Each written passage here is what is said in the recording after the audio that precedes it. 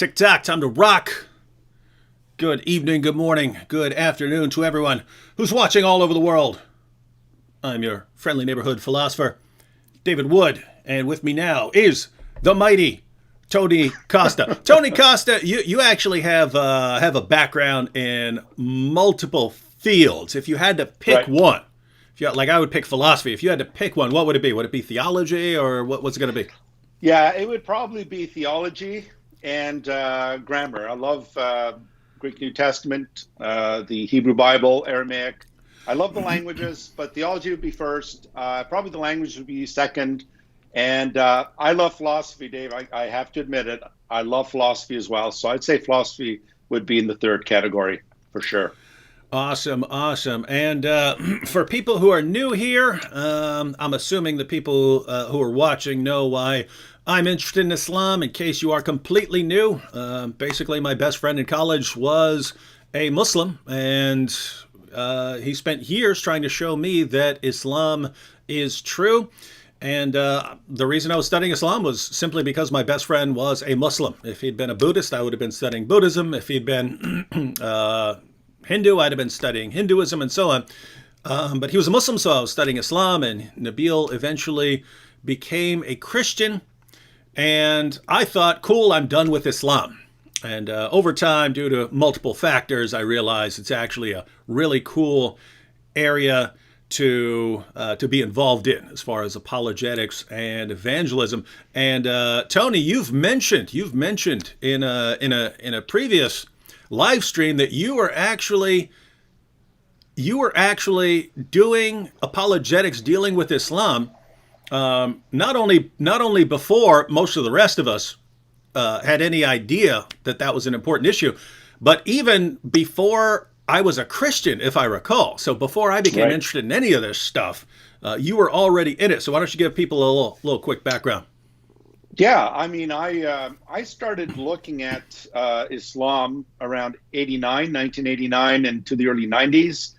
And my ministry was usually involved in apologetics. So anything apologetic, from the existence of God to comparative world religions to cults and so forth. And I got involved with Islam around 89, 1990, 91-ish. And it was around that time that I came across Shabir Ali. He had come to Toronto. I believe he was born in Guyana. He came to Toronto, Canada, and I started reading some of his tracts. So my ever first debate with anyone was actually with Shabir Ali in 1992 at the University of Toronto. Hold on, your first debate ever was with Shabir Ali? Correct, wow. In 1992. Yeah, in Toronto, at the University of Toronto.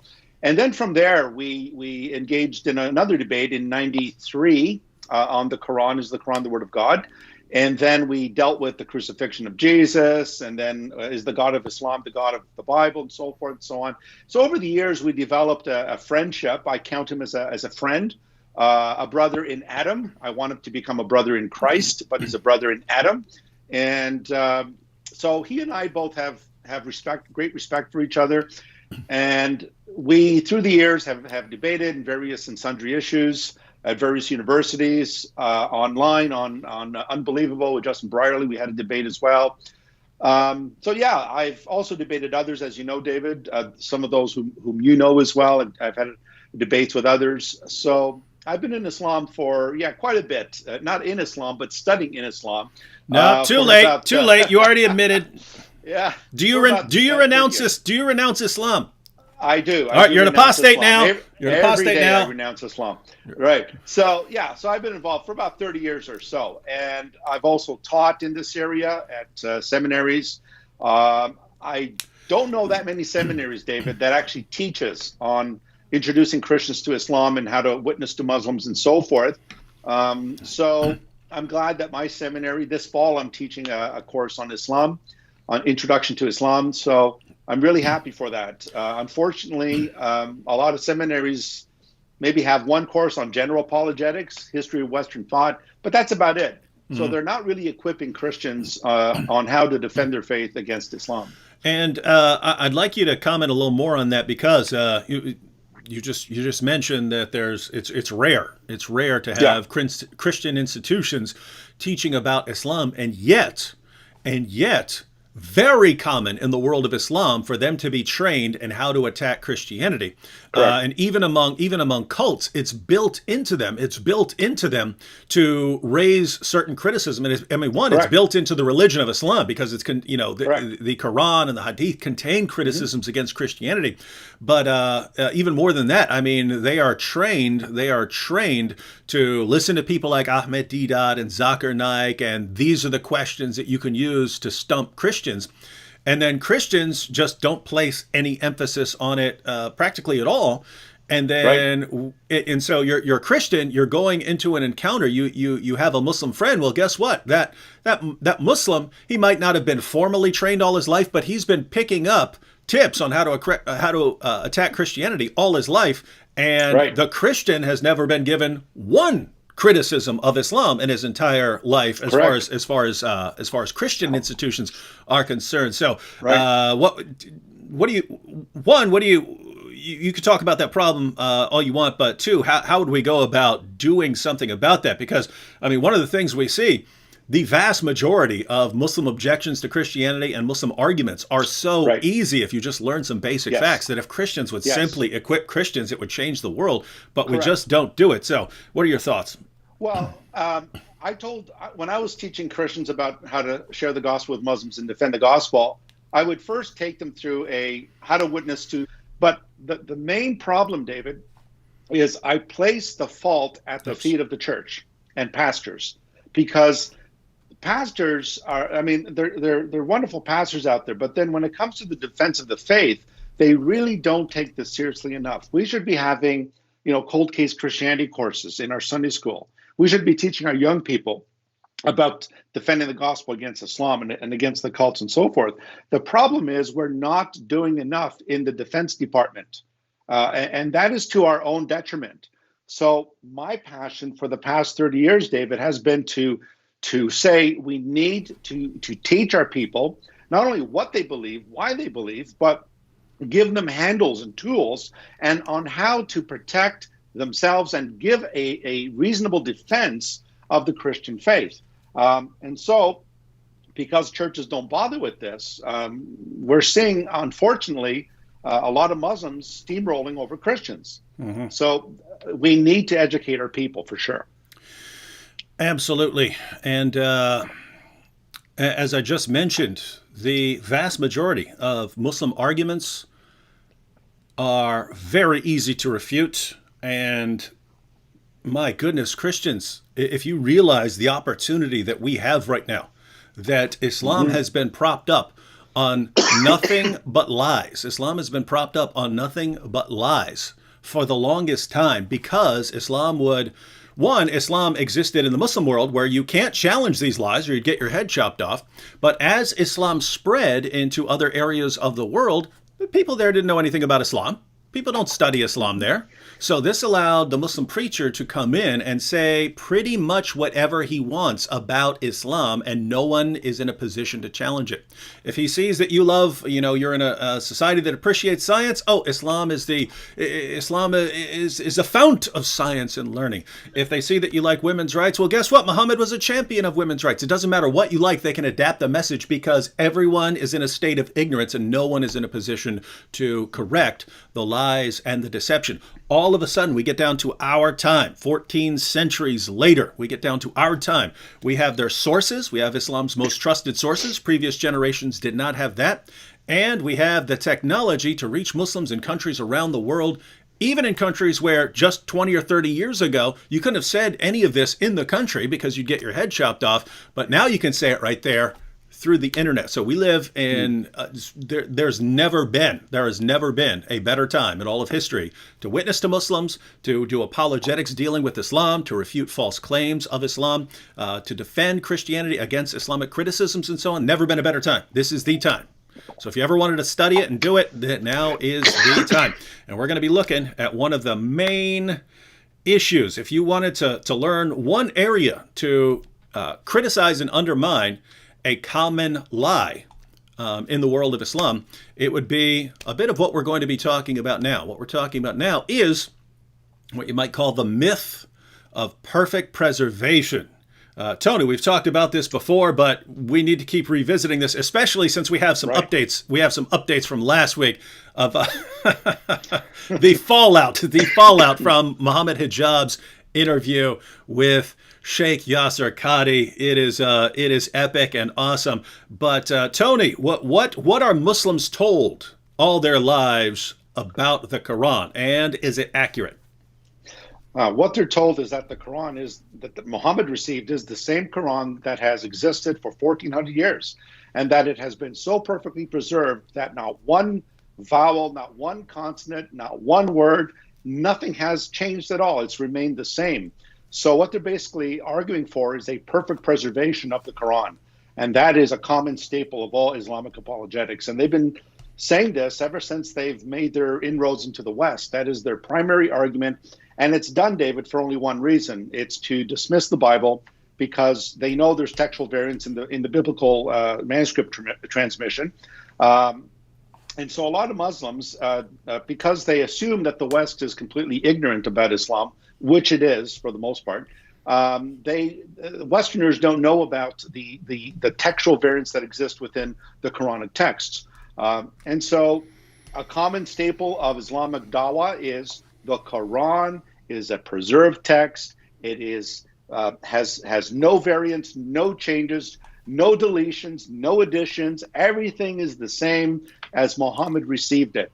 And so most Westerners, they don't have the apparatus to go and research this. They simply go, wow, that's amazing. Where do I sign up? So yeah, that's a common Islamic claim that they always make in trying to convert Westerners. Yeah. And so basically, Muslims are taught all their lives that the Quran has been perfectly preserved right down to the letter. But in addition to that, they're taught to use this as an objection to the Bible. See, our Quran has been perfectly preserved miraculously right down to the letter, so that there's never been a difference anywhere in the history of the entire Islamic text. Unlike the Bible, where you Christians acknowledge that there are different manuscripts and you acknowledge that there are textual variants. And you can walk into any Christian bookstore and find a book on manuscript differences, that this manuscript will say something different. Now, they completely misinterpret that. They think we have different Bibles that are saying all these things, whereas, the vast majority of textual variants are things like spelling differences and things like that, and that don't affect the meaning. It's simultaneously, one, this props up their own faith, and two, it allows them to attack Christianity when their claim is completely false, right? So once you destroy that false claim and show them, no, you've got all sorts of variants in the history of the text of the Quran, then they can no longer claim, if they want to, one, they can no longer claim that as miraculous preservation. But two, once they understand that, hey, anytime you have humans copying a book, unless you believe in ongoing miracles, which supposedly, I would assume that most Muslims wouldn't believe in ongoing miracles if every time someone sits down to write something down to the Quran, like Allah or an angel miraculously steps in to make sure everyone gets everything correct. You would assume they don't believe that, but they apparently believe something like that anyone who sits down to copy the Quran is going to be divinely guided to get every single letter right. But anyway, unless you believe something like that, then you should acknowledge that human beings copying text can make mistakes, and it's perfectly normal, and that's why you need a field like textual criticism to examine the manuscripts, so that when one person copying a text makes a mistake, you can spot it because it doesn't line up with the other manuscripts. Now, a comment that's completely unrelated to anything. But we see your necklace there, Tony. And Mike AD said, "Is Tony's necklace Catholic? What is that? Is that a Masonic symbol? What is that? Does that mean anything?" No, it's not a Masonic symbol. It's an ancient Christian symbol. It's called the Chi Rho. It's the first two Greek letters in the word Christ. It's from the word Christos in Greek, and it's the Chi is the X and the P is the R. And so it's an early Christian symbols. Early Christians used it. Some think this was the symbol that Constantine saw when he was told to conquer in that sign. And the circle represents the infinity. It means Jesus Christ is the eternal one. So no, it's not a Roman Catholic symbol. It's an ancient Christian symbol. All right, now there's a comment here from John Makudo who says, please, who can show me where I can see the verse that says those that memorize the Quran died during battle? I'm going to post a link right now, John. The actual source for that is Ibn Abi Dawud's Kitab al-Masahif. So he's the son of the great hadith scholar Abu Dawud, and he put together basically an entire book on differences in different versions of the Quran, and he includes this. Unfortunately, that the Kitab al-Masahif is not available in English yet. I've been told that if I can bankroll the project, people can translate the entire thing, and then we would have it publicly available in English, an entire book on differences in the Quran. It's amazing that you could have an entire book of Quran differences for a book that has never had a single change. I mean, if the Muslim story is correct, the book should only be one page and it should be blank, but it's not. Interesting stuff. John, I'm posting a link right now to a link on my my blog, Answering Muslims, and it's a link to the Quran page, but you can get a bunch of passages and references if you simply if you cut and paste that actual passage. It should take you to a place where you can see where it's coming from in the Kitab al-Masahif if you want to take a closer look. All right, Tony, why don't you tell us what's been going on recently in the world of Muslim apologists talking about the Quran. Yeah, well, people like Dr. or Sheikh Yasser Qadi and Dr. Shabir Ali have been talking about the fact that there are differences in the Quran. Yasser Qadi just recently, in the last video we're together, David, before we started having internet difficulties, Yasser Qadi said this: the standard narrative, that is the standard narrative of the perfectly preserved Quran, has holes in it. That's a direct quote. The standard narrative has holes in it. Holes in the narrative? Holes in the narrative. That's right. I thought about putting together a song with that as the chorus. Holes in the narrative. There are holes in the narrative, right? And then Prophet Muhammad jumps on there and he's rapping about what to do, and then Uthman has to burn everything, and then Hijab has to chop the video. Sounds like a good rap video, yeah. And so Shabir Ali came on and said the same thing. He said the same thing, that there were differences, and it was so bad that Uthman had to standardize the text of the Quran. So this would have been their version of the authorized version, I suppose. And so Uthman had to standardize the Quran and destroy all other Qurans. And so the problem, of course, with that is that they're finally admitting openly what you and I, David, and many others have been saying for decades, and that is that the Quran does contain textual variants, and that it is not a homogeneous text. That there are J. Smith and Hatun Tash have, I think, counted 37 different Qurans with different readings and so forth. So basically, these big intellectuals, Sheikh Qadi and Dr. Ali, are finally coming out, and they've been pinned against the wall, obviously. Western scholarship and the internet and so forth, and videos like yours, David, you've been exposing this for a long time. They're now at the point where they have to admit that, yes, there are textual variants in the Quran, but none of these variants affect any Islamic doctrines or Islamic practice, which sounds really, really familiar, David, because we've been saying Christians have been saying for at least 400 years, yes, there are variants in the Bible, but these variants don't affect any cardinal teachings of the Christian faith or Christian practice. And so we're now at the same point where we began. In other words, they're finally admitting what we've always said. Yeah, and sorry, Muslims, it's too late, right? Because you guys said, our book's been perfectly preserved right down to the letter, and your book has textual variants. And we said, yeah, but those textual variants don't affect our doctrines in any way. They don't affect any core Christian doctrine. They don't affect any core Christian practice. And your response was, too bad. If it were really the word of God, God would have miraculously preserved it down to the letter so that there's no difference anywhere in any manuscript. He clearly didn't do that, and therefore your book has been corrupted. It cannot be trusted. So that was your definition of corruption. Any variant, any difference, that was the Islamic definition of corruption.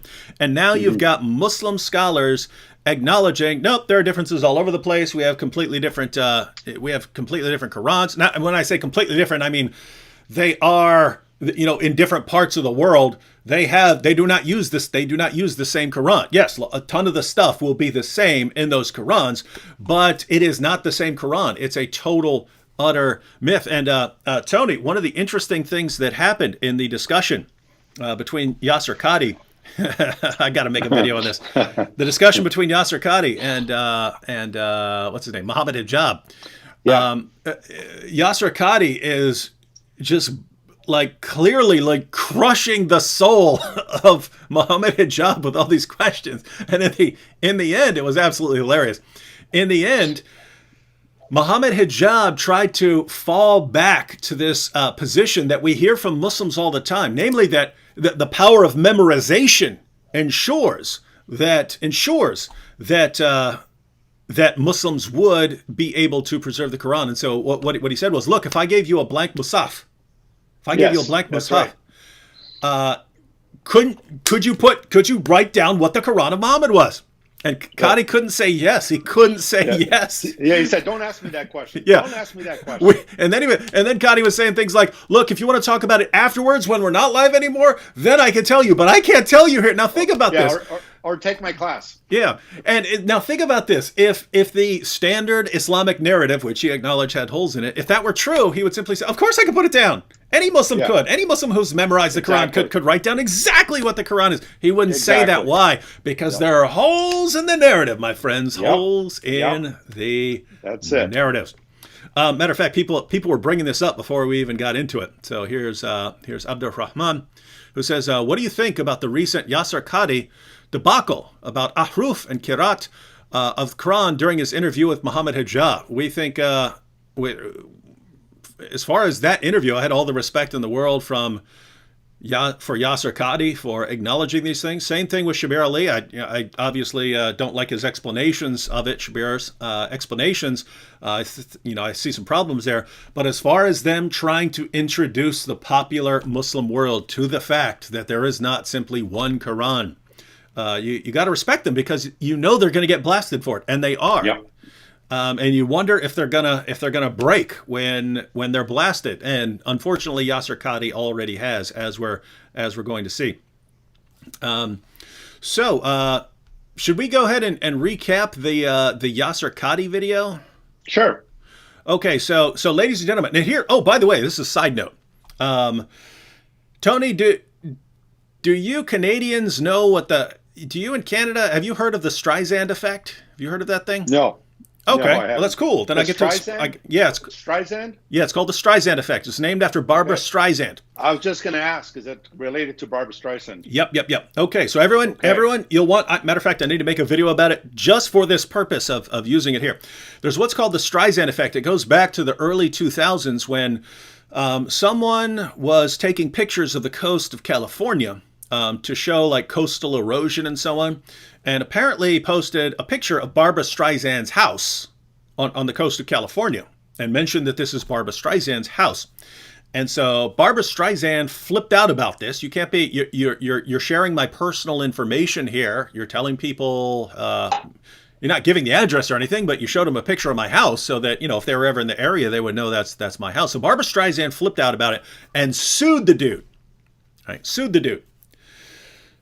So somehow it spread in the news that Barbara Streisand suing people for posting a picture of her house, but then it became a big story and everyone started looking into it, and then everyone is looking at the pictures. Now, here's what happened. On the website, it was a small website, there were only 6 downloads of the picture. 2 of them were from Barbara Streisand's lawyers. So notice, only 4 people actually downloaded this picture. Right, because it's a site where you download pictures of various things, and only 4 people downloaded the picture of Barbara Streisand's house.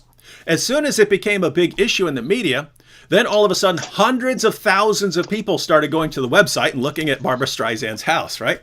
And what happened was she eventually, the case was thrown out of court. The judge is like, "What are you talking about? The person can take, that's public, right? He's out on the water taking pictures of the coast. You can't tell him he can't take a picture. Suddenly he can't take a picture when he gets to your house. It's ridiculous." So they threw it out, and she had to pay like $150,000 in that guy's court costs. But what happened was, so what's called the Streisand effect now is basically you take something that isn't going to be a huge issue and there aren't going to be a ton of people who become interested in it. But if they hear that someone is trying to suppress information, trying to hide information, suddenly people go, "Wait, what's going on over there? What are they trying to keep from me? What are they trying to cover up? What are they trying to hide?" And so the idea is that in the course of trying to cover up information, you do the opposite, and now way more people become interested in it. And that's what I thought of the interview with Yasser Qadhi that Islam Critiqued posted a short clip. That's what we're going to be watching. We're going to be watching sort of highlights that Islam Critique posted of this like hour and 45-minute live stream discussion. But I wasn't gonna watch it. Islam Critique posted a little bit, and I was thinking, okay, so Qadhi admitted a few things and so on. And I wasn't going to watch it. I was going to, mention it, play that little clip and so on. So people, Qadhi can be another example of someone who's actually admitting some interesting things. But then when Mohammed Hijab deleted that part, right, because there was a backlash, Muslims started coming, "He's shaking our faith. What are you doing? Yasser Qadhi is destroying our faith in the perfectly preserved Quran." So then Mohammed Hijab cuts out half an hour of footage so that it stops destroying the faith of Muslims. And soon as people hear that, they're like, "What? Wait, you're deleting footage?" And then Abdullah Samir, who's an ex-Muslim atheist, he posted a video going through why Mohammed Hijab is deleting footage and so on. And so now it's kind of a big, big issue, and everyone wants to see what Qadhi said. Everyone wants to see what Qadhi said now. And the vast majority of people who want to see what Qadhi said are people who would never have been interested in that if there hadn't been an attempt to cover up and conceal what he said. Now, Tony, I think this is kind of similar to the way Islam has treated evidence about the Quran all along. Do you see any parallels here? Yeah. It's called I guess it's the Uthman effect or the Uthman syndrome. It's the Uthman syndrome because that's what Uthman did. He destroyed all the other competing versions of the Quran in his time. And of course, Al-Hajjaj did the same thing in his day. And then, of course, 1924, the Hafs edition of the Quran was published in Cairo, Egypt in 1924. And they got all the other Qurans and they just flooded them in the Nile River. So what is it? Well, see, Christians are different, David. With Jews and Christians, when we discover a little credit card sized manuscript, I mean, we feel like we've discovered plutonium. I mean, there is jubilation. There's like, wow, we found, P52, Papyrus 52 at the John Rylands Library in Manchester. And we find Codex Vaticanus, Codex Sinaiticus, or the Bede Papyrus. When we find these little pieces of papyrus, we want to go back. We want to go to the oldest documents that we have. And you'll notice with Islam, David, it's very much like the cults. They try to go away from their past. They try to move away from the ancient early documents. Why? Well, what do they have to hide? But the one thing I've always noticed about Christian textual criticism is that scholars like Daniel Wallace and others, we want to go back to the earliest documents. We want something that goes right back to Jesus. And so why are Muslims so afraid to look at Qurans that came from Ibn Masud, Ubay bin Ka'b, the companions of the Prophet? Why are they afraid to go back to these early documents? Well, I think that you know what the answer is, David. They're afraid to go back there because they know that there are variants. And that's what you see, for example, in the Sana manuscript that was discovered back in the early 1970s with the palimpsest manuscript that we saw. We discussed this last week. But anyway, that's the reason why they don't want to look at these things, because they are afraid that the myth of perfect preservation is going to be blown. And it has. The cat's out of the bag. Yeah, and for anyone who didn't see it, I posted a video a little earlier about how difficult it is, how long it takes to get Muslim apologists to admit simple facts from their religion. I posted a video about Yasser Qadi admitting that Muhammad married Aisha when she was a little girl, and Shabir still denying this. But Yasser Qadi simply calls people who deny it liars. He says, "Stop lying about this." But notice, for 30 years we've been saying, "Hey, your prophet had sex with a 9-year-old girl. What's up with that?" And it came up largely in response to one of the main Muslim arguments back then was the argument from Muhammad's great moral character. He's so great, he must be a prophet. And we said, okay, well, why do you have sex with a 9-year-old girl? And the response for the longest time was, nope, she wasn't 9, she was 19 or 18 or something like that. She was much, much, much, much, much older. And so we had to just keep, for decades, throwing their sources in their faces. Why? Source after source after source after source. She's 9, she's 9, she's 9, she's 9, she's 9.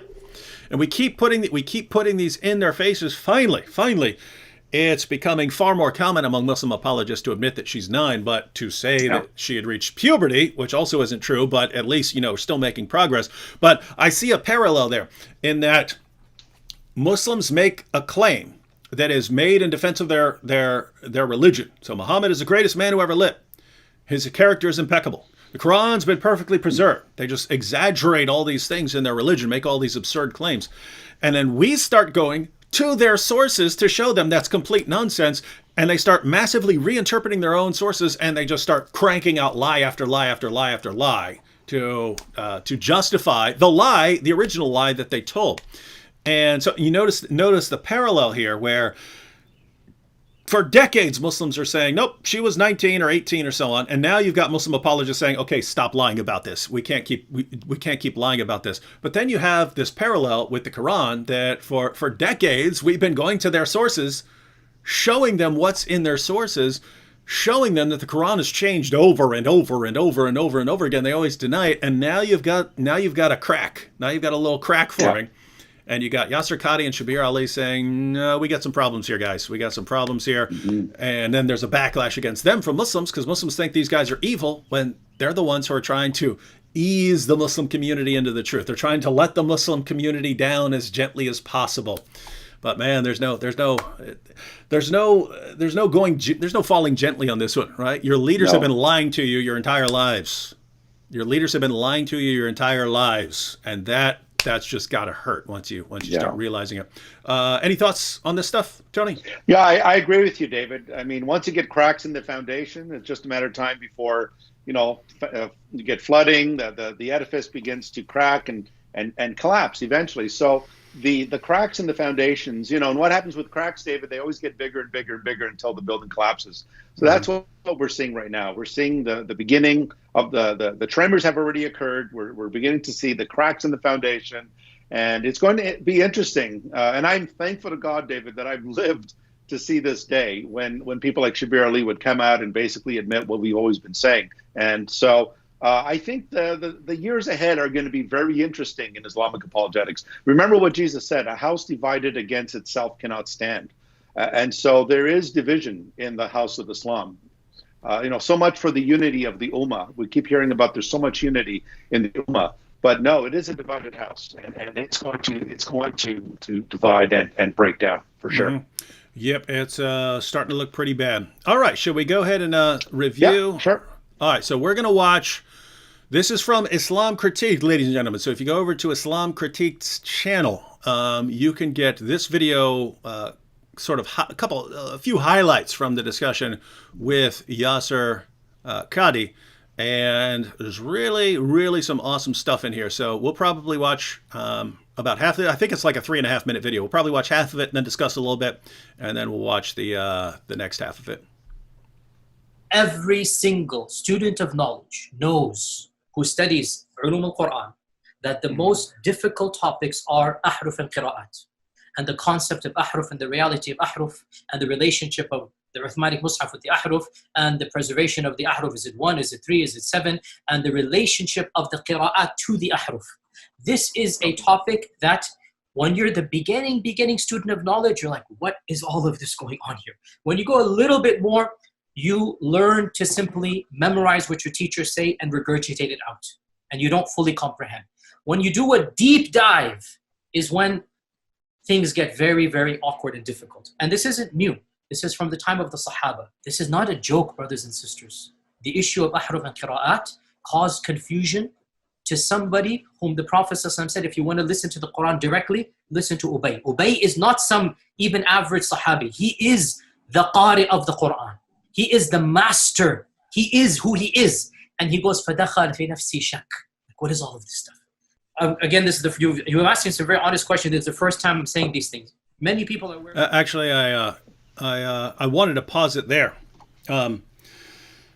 Over some of those amazing admissions that notice, according to Yasser Qadi, this issue of the Qiraat and the Ahruf, so the Qiraat, these sort of modes, these modes of recitation and so on, and the Ahruf, which Muslims can't even agree on what in the world this stuff means. They'll say, "Oh, it talks about dialects," and if they're challenged on it, they can't even defend that claim. But here you have Yasser Qadi admitting that this is difficult stuff, and he's saying it's a problem. And guess what? It shouldn't be. If there's only one Quran, perfectly preserved down to the letter, then every Quran should line up. There should be no problem anywhere. The history of the Quran should be perfectly well understood. And there should be no problem. And he's saying that there are problems. I want to draw attention to these things because we're going to see, unfortunately and sadly, we're going to see that Yasser Qadi is trying to backpedal now. So we want to be very clear on what he's acknowledging. What do you think about these clips so far? We've got more to watch on these clips, but. Yeah, no, he's definitely acknowledging the issues. And if you notice, he said that even Ubay bin Ka'b, who we said was the master of the Quran. And remember, as you know, David, Muhammad said, if you want to learn the Quran, learn from four of them. And he listed Ubay bin Ka'b and Ibn Masud and others. And Ubay bin Ka'b was the master of the Quran, the master reciter of the Quran. And you'll notice how Muhammad Hijab brings up this tradition of how Ubay bin Ka'b was struggling even with doubt about the Quran. So think about that. Even one of the companions of Muhammad was struggling with doubt about the Quran and its transmission and those who've memorized it and so forth. But notice how Qadi says this is no joke, brothers and sisters. No joke. So he's very, very serious about this, and therefore he understands how serious this is. But the jig is up, David. He knows that there's only so long you can keep perpetuating this myth. There are serious issues, and I'm glad to hear Qadi say that. So, yeah, and the other important point, he packed a lot into that first minute or so right there. But the other thing he said is, Muslims, the Muslims at the sort of, he considers it the lowest stage. But there's a stage beyond. There's a stage much lower than that, which I think is much more common. Is the stage where they haven't heard of Qiraat and Ahruf. They haven't heard of any of this stuff. They have no idea what anyone's talking about. They've only heard one Quran perfectly preserved, no difference anywhere. That's what they've heard, and that's what I hear from the vast majority of Muslims. So I think he's talking about once you start your initiation into reality. When you first hear of the Ahruf and the Qiraat and so on, you're just going, what is this? What is all this? This doesn't make any sense. Why wouldn't it make sense? Because you've been told one Quran, perfect preservation. What is all this stuff about, different modes and so on? What are you talking about here? So he says, at the beginning stage, you're wondering what's going on. Then if you dig a little deeper, you start just simply regurgitating what your leaders tell you. Tell you. So they'll say, the Ahruf, those are just different dialects. And here's why the Quran needed to be revealed in these different dialects and so on. And he says, but then you keep digging and you find out we have got a problem here. There is a problem. We've got a problem. There are holes in the narrative. And what in the world are we going to do about this? And as you'll see, as he continues to go on, he believes that discussion needs to be kept away from the Muslim community. He believes that Muslims need to be kept hidden from that conversation about clarifying the different versions of the Quran, the different modes of recitation, the Ahruf and the Qiraat and so on. And so, wow. Yeah. And so, go ahead. Sorry, David. I was just going to say that. This whole Ahruf, the 7 readings of the Quran and so forth, Well, why would Uthman have to, number one, destroy all the other manuscripts, and number two, what's the point of standardizing a text that has always been memorized? Mm-hmm. What's the point of standardizing a text if it has always been homogeneous? That is, it's always been the same. So the whole ahruf argument, I think, is just a save face approach that Muslims take to the problem here. It doesn't explain why you have to standardize the text, and it doesn't explain why Uthman ordered the destruction of all other copies of the Quran, to the point that Ibn Masud refused to hand his mushaf over. And that's why I think, David, Dr. Kadi is admitting that this narrative has holes. Is that, look, it's not just this whole kirat and ahruf. These things are complicated issues. You can't just say, oh, well, it's just seven different dialects and, off you go. There's nothing to see here. No, I think Kadi is recognizing that explanation does not hold water. It doesn't answer the questions. Mm-hmm. And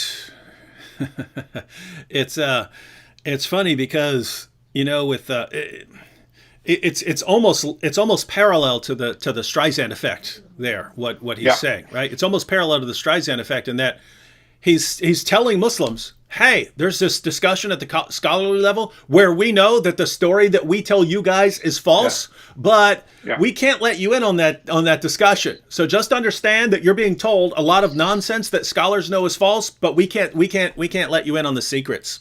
And it's like, what? Now, David, how long have you known that your Bibles have the longer ending of Mark is questionable, or the Comma Johannium, 1 John 5:7, the Father, the Word, the Holy Ghost, these three are one. Since before I was a Christian. Yeah, Christians have never hidden this. I mean, way back to Erasmus and even before with Jerome in the Latin Vulgate, Christians have always been open and honest about, there's a question about this passage, or there's a question about, the longer ending of Mark, or the woman caught in adultery. And when Muslims talk about this, it's like, wow, did you Christians know that the woman caught in adultery is not found in the earliest copies of John? And we're like, yeah, we knew that. Mm-hmm. What's up, Doc? Mm-hmm. There's nothing new here under the sun. But if Christians started hiding things, mm-hmm. like they keep accusing Constantine of destroying 80 Gospels, the total nonsense. Or that the Vatican or the Vatican has been hiding this, or the Dead Sea Scrolls were hidden by the Vatican.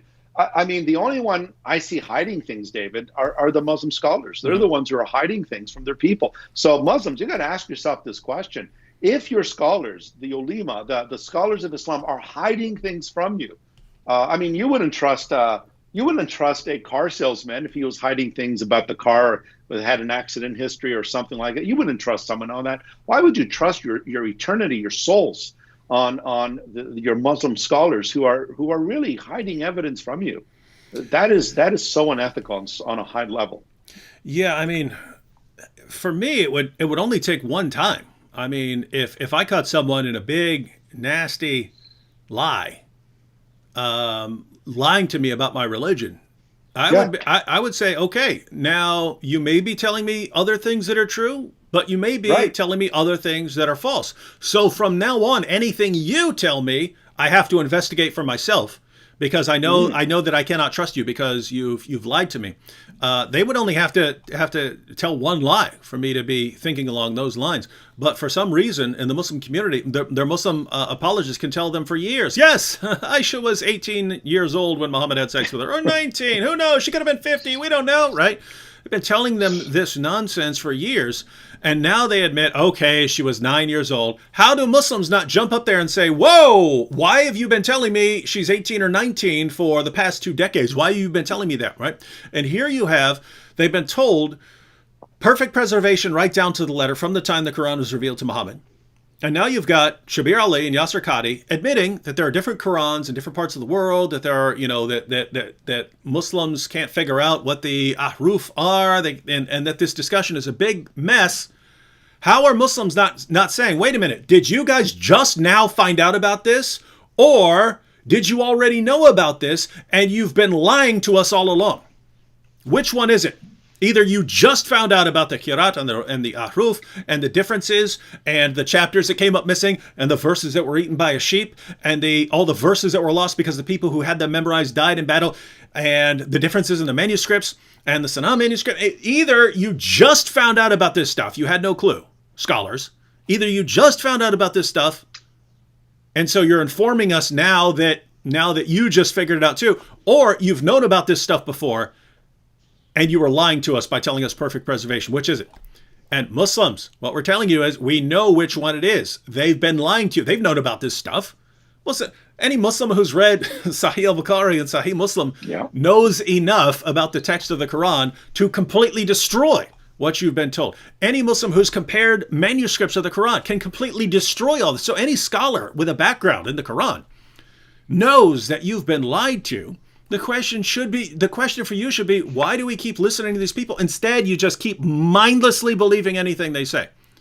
It's like it's almost like an abused wife or something, right? Who keeps going back to the husband that keeps beating her. And he keeps beating her and beating her and beating her, and she just keeps coming back. Oh, he loves me so much. That's how Muslims are. Oh, he keeps lying to me, but he just loves me so much with all these lies he's telling me.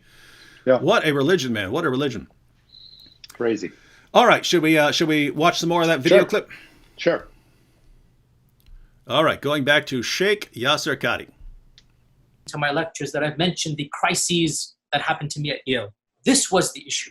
That the issue of ahruf and preservation and qira'at and relationships between them, these are very, very difficult issues. And the most advanced of our scholars, they're not quite fully certain how to solve all of the unanswered questions in there. Here's the point. These issues should only be discussed amongst people who know what the qira'at are and who understand some of these questions that are being raised. So is what you're saying the shak that came, or not the shak, but the crisis that you had was in relation to this question of the relationship between the ahruf and the qira'at, basically? No. The crisis I had wasn't that. The crisis I had was, that was what generated. But what was the crisis? The crisis was very simple. Traditional understandings of ahruf and qira'at cannot answer some of these pressing questions that are now being poked by our people by our academics, by their academics outside of the faith tradition. You see, in a Muslim environment, there's always some respect that we have for the Quran. We should. In a Muslim environment, we'll press a little bit and then we'll say, okay, khalas, sami'na wa ata'na. And that's great, alhamdulillah. When you go to academia, they don't have that red line. And they're going to just, the famous story of the emperor with no clothes. They're going to just point out, no, that doesn't make any sense. Well, that's not true, and this and that. And they'll bring issues, which I'm not going to mention explicitly, that you know are true because they're in your own books. They're not inventing anything new. They'll bring you riwayat, and they'll bring you... Did you catch what he was saying there, Tony? Yeah. That first of all, let me give a shout out to Islam Critique here. He says, I was the first to post this video because Jibreel told me the situation was going to blow up. Well, it's amazing because the situation did blow up. So this is a confirmed prophecy of Islam Critiqued, and he must be a prophet after Muhammad, and therefore Muhammad's not the final prophet, and Islam is false.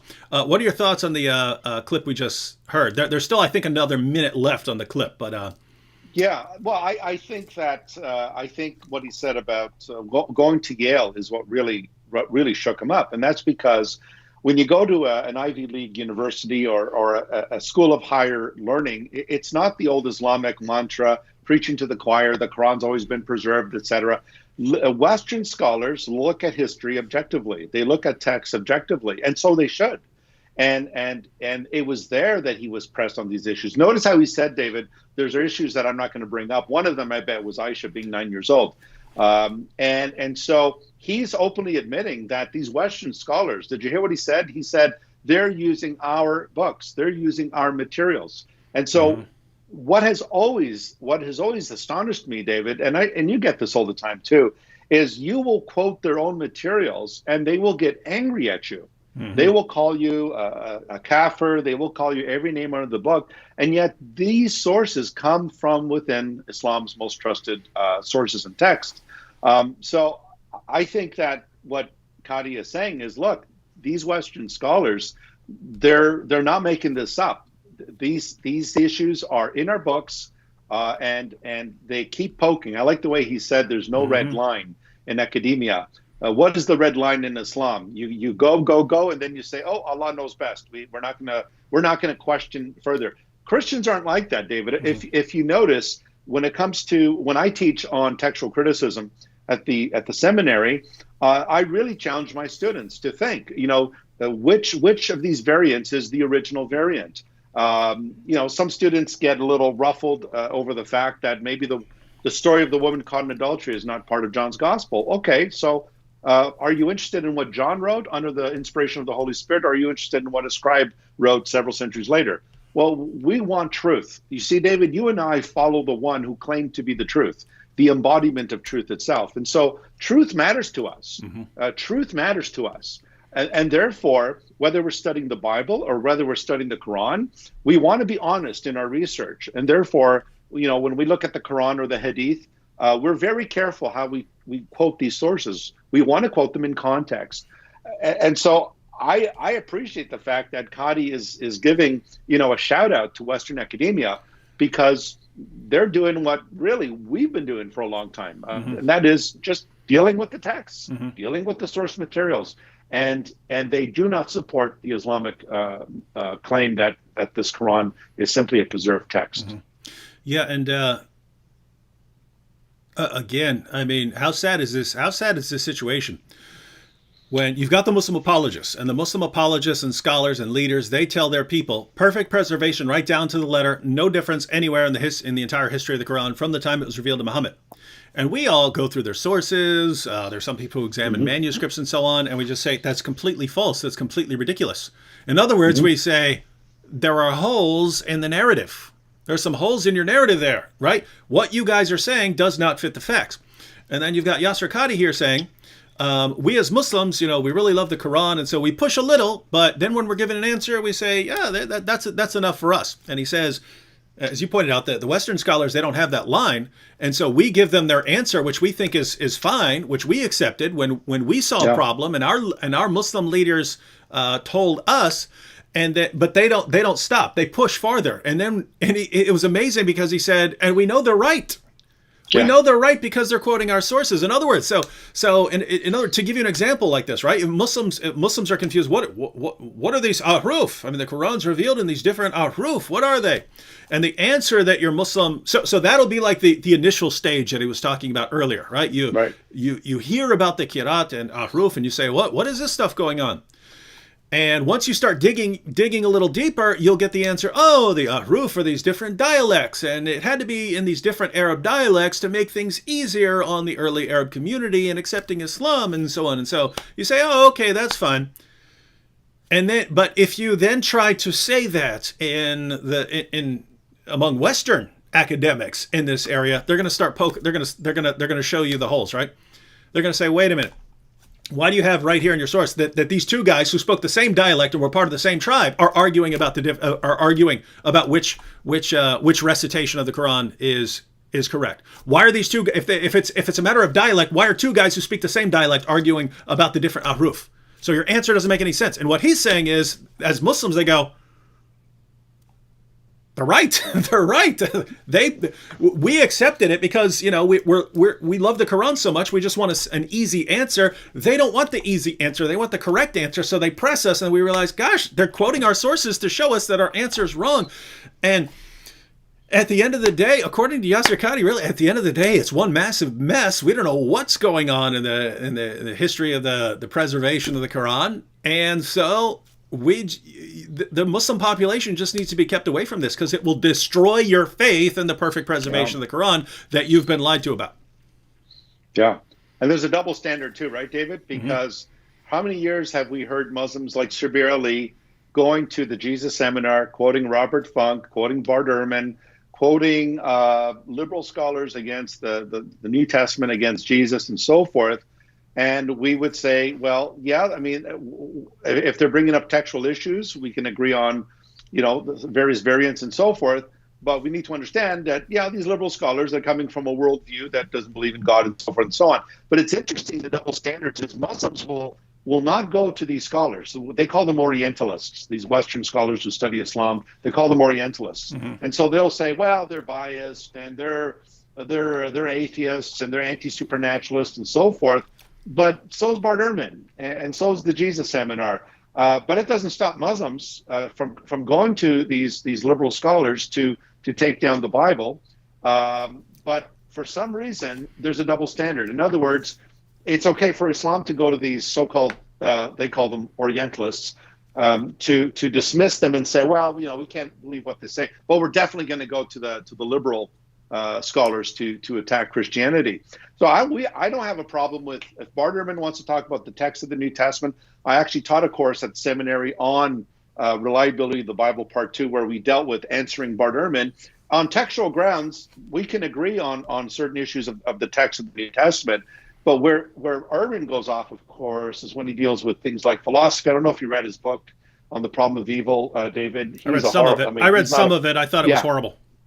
It's terrible, absolutely horrible. And that's because he's not a philosopher. He doesn't have. And guys, I want to be clear. I'm not saying that because he's an agnostic and an unbeliever. There are brilliant works dealing with the problem. Hume, I disagree with David Hume. Hume's dialogues concerning natural religion would be on my top 5 most awesome books in the history of philosophy. And he's kind of deist and so on, but certainly a non-Christian who's challenging claims of Christians and theists and so on. But brilliant work. But anytime Ehrman steps out of his field at all, it's just a disaster. Right. And on that issue of double standards, it reminded me of Shabir, because Shabir's been kind of the king of this for years, right? I mean, no one goes to liberal and atheist scholars as much as Shabir, and yet never occurred to him for years at least. I think he may be impacted more recently, but for years never occurred to him to apply these same standards to the Quran and the Muslim sources. Right. But even as recently as a debate we had a couple years ago on the resurrection of Jesus, I was pointing out that there's a German Muslim scholar, Mohammed Sven Kalish, who apostatized because he concluded that Muhammad probably never existed. That's right. Now, I disagreed with his conclusion there, but how he came to that conclusion was very interesting. He says, "Hey, we Muslims, we apply these certain standards to the Bible, and we attack the Bible. What happens if I apply the same standards we use against the Bible? What happens if I apply those standards to our Muslim sources?" And he concluded so he applied the same standards and concluded, I can't even say Muhammad existed. Right? So that's what happened when he tried to be consistent. Anyway, I pointed this out to Shabir, and Shabir's position was, well, if people are coming along, if they're that radically skeptical and they say people didn't exist and stuff, you just can't take them seriously. And then later in the debate, I forgot to point it out. I noticed it as soon as he said it, but I forgot to point it out because I was focusing on something else. But later in the debate, to make one of his points, he quotes Robert Price, who doesn't believe that Jesus existed, right? That's right. And so it's just complete, utter hypocrisy every step of the way. Yeah. And it's just, wow, it's amazing. But I mean, even with Bart Ehrman, David, Bart Ehrman, one of his books was Did Jesus Exist? And Ehrman vehemently defends the historicity of Jesus, unlike Kalish, who applied. And that's because, David, the evidence we have for the historical Jesus is much greater than the historical evidence we have for Muhammad. Yeah. I mean, his biography is 150 years later with Ibn Ishaq, and then Ibn Hisham had to heavily edit that another century later. So, yeah, the biographical information for Jesus is much greater than that of Muhammad. Yes, and so now to go back to what Tony was just saying, there's this situation where you've got Sheikh Yasser Qadhi admitting that, hey, even Muslim scholars, we try to accept answers and we accept answers a little too quickly and easily, and if we're pushed on them by Western academics, we realize they're right. They're right. Mm-hmm. And so here he is saying these other guys who don't respect the Quran, who don't accept the easy answers, are actually right according to our Muslim sources. That's what he's saying. Yeah. So our answers are wrong according to our own Muslim sources. He tells Muslims that, but the entire time he's saying, but I can't tell you anything about what I'm talking about right now. I can tell you that you guys believe things that are wrong. There's holes in the narrative that you believe that you got from us, and that Western academics are the ones who are destroying this narrative, and they're right, but I can't tell you anything about what's going on here because it will because you'll leave Islam, and I don't want to do that to you. Amazing. And this is stuff. a textual issue, David. This is a textual issue we're talking. We're talking about text. We're not talking about the theology of Islam. We're talking about the textual criticism of the Quran. And so, like I said, we're not afraid of the textual critics. We've withstood them for 400 years, and the Bible is still the world's bestseller. So the issue here is not an attack on Islamic theology. It is a question about the integrity of the text of the Quran, whether or not it is what Muslims claim it is. All right, let's go ahead and watch the last minute of that video. Oh, by the way, I left this up here by Islam Critiqued. Everyone, if you're not subscribed to Islam Critiqued, there are lots of apologists who come at the issue of perfect preservation from kind of a different angle. There are people who are kind of manuscript based. They're talking about, the different manuscripts and the different versions of it. So Hatun Tash and Jay Smith, they focus a lot on different versions of the Quran in the world today and differences in the manuscript tradition. I'm what you might call source based, meaning I'm just quoting Muslim. All I do is quote Muslim sources. All right, I quote Muslim sources about chapters coming up missing and passages being lost and verses being eaten by a sheep and stuff like that. I just quote their sources. But Islam Critiqued is taking things to a new level as far as YouTubers, in that he's really going deep into the history of the Quran and where different things came from and where Muhammad's getting these stories from and so on. And so he's going through the text and he's putting that information into video form. A lot of information in his videos you're not going to find on my channel or the other channels. And so you want to subscribe to that to get the relevant information. Yeah, I want to highly endorse Colin's work as well on Islam Critique. I think it's superb work. So I like to endorse that as well. And all right, let's go ahead and watch this last minute or so of Qadi's points. And then you add to that very well-known issues of, I don't even want to be explicit. And then you bring on top of that makhtutat, and then. And it's very clear to you and to every single very advanced student and specialist that the standard narrative has holes in it. That's what I'm going to say. The standard narrative does not answer some very pressing questions. These are now well known within the Western Academy, that they're bringing forth issues. Their level of now knowledge is leaps and bounds above what it used to be, 100 years ago. What is happening in the last few years is not me anymore. It's the Western academics. These problems are now becoming mainstream. And by and large, our ulama in the Eastern world are not aware, by and large, of what's going on in the Western side of things. And they're not answering those questions in a manner that it needs to be. The Western Academy, that they're bringing forth issues. Their level of now knowledge is leaps and bounds above what it used to be, 100 years ago. What is happening in the last few years is not me anymore. It's the Western academics. These problems are now becoming mainstream. And by and large, our ulama in the Eastern world are not aware, by and large, of what's going on in the Western side of things. And they're not answering those questions in a manner that it needs to be answered. I played the end there twice. He said that the Western academics, their knowledge has increased massively of the Muslim sources. And he said that the problems they are pointing out, the problems they are drawing attention to, are now becoming mainstream. Meaning more and more people are finding out about it. And he said that the Muslims outside of that, they have no idea. And the answers that they would give do not make any sense and do not answer those issues. Muslims, think about what this guy is saying here. He's saying these Western academics know all sorts of problems with our narrative, in which there are massive holes. There are holes in our narrative. They know it. They know about all these problems, and the answers that we're taught, that we teach to Muslims in the Muslim world, can't possibly deal with those kinds of issues. And he's already said they're right. These dudes are right. So what's he saying then? He's saying Muslims are wrong. These guys are right. The answers that you Muslims think are real answers could never answer these issues, and their knowledge continues to grow. Their knowledge continues to grow, and the problems that they are pointing out are becoming mainstream Tony, can you imagine what a Western academic who studies the Quran must think when he looks and he sees 1.6 billion Muslims who have been completely lied to about the history of the Quran? And he's looking, they're all going, perfect preservation right down to the letter. And he's going, what are you talking about here? What are you talking about? How do your leaders tell you that? He must be absolutely disgusted with the way Muslim apologists and Muslim scholars treat these Muslims, keeping them in a state of ignorance and deception and delusion. And here you have Sheikh Qadi telling them that's what the situation is. You guys are in a state of ignorance, deception, and delusion. It's Western academics who have it right, and I cannot tell you what they got right because it would destroy your faith if I did. Right. And so I have to tell you, you're all wrong. There are holes in the narrative. Yeah. They're right. We're wrong. And I'm not going to tell you anything beyond that. My goodness, what a gift. Yeah. What a gift we have in Yasir Qadi. Yeah. Yes, indeed. Yes, indeed.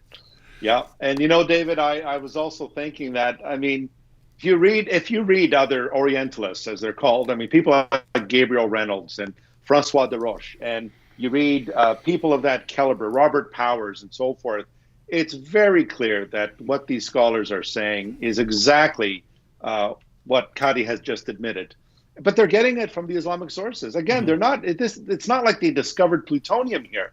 They're simply going to Sahih al-Bukhari, Sahih Muslim. They're going to Sunan Abu Dawud. They're going to Ibn Ishaq, the Sirah. They're getting all this from the literature. And I mean, yeah, their knowledge has increased. But I think way back in the 1930s, Arthur Jeffrey knew about this already at Columbia University. He was familiar with this.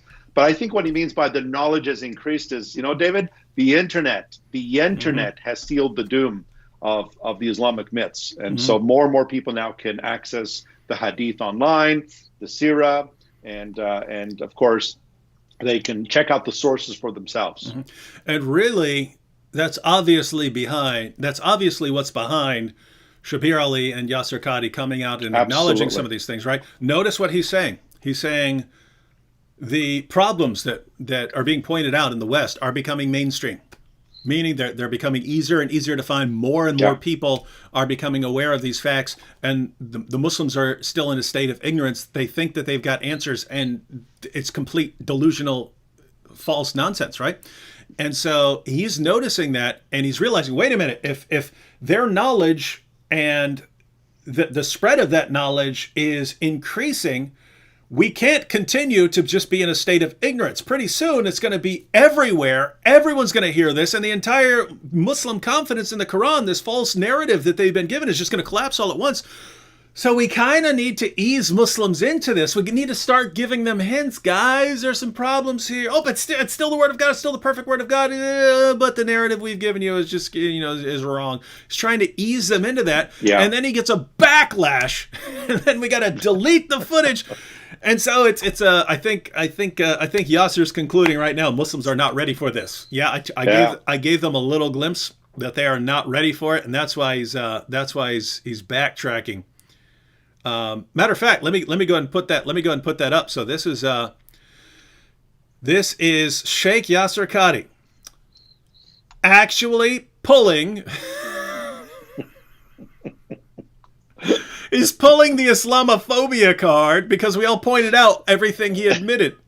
So, all right, ladies and gentlemen. So, all of us said the same thing when he admitted all these things. We said, wow, we've got a lot of respect for Yasir Qadi for being willing to say that to all the Muslims who are watching and so on. And then there was this backlash because we all jumped on it. And we all said, look at what he said. Look at what he said. Look at what he said. Look at what he said. Look at what he said. Look at what he said.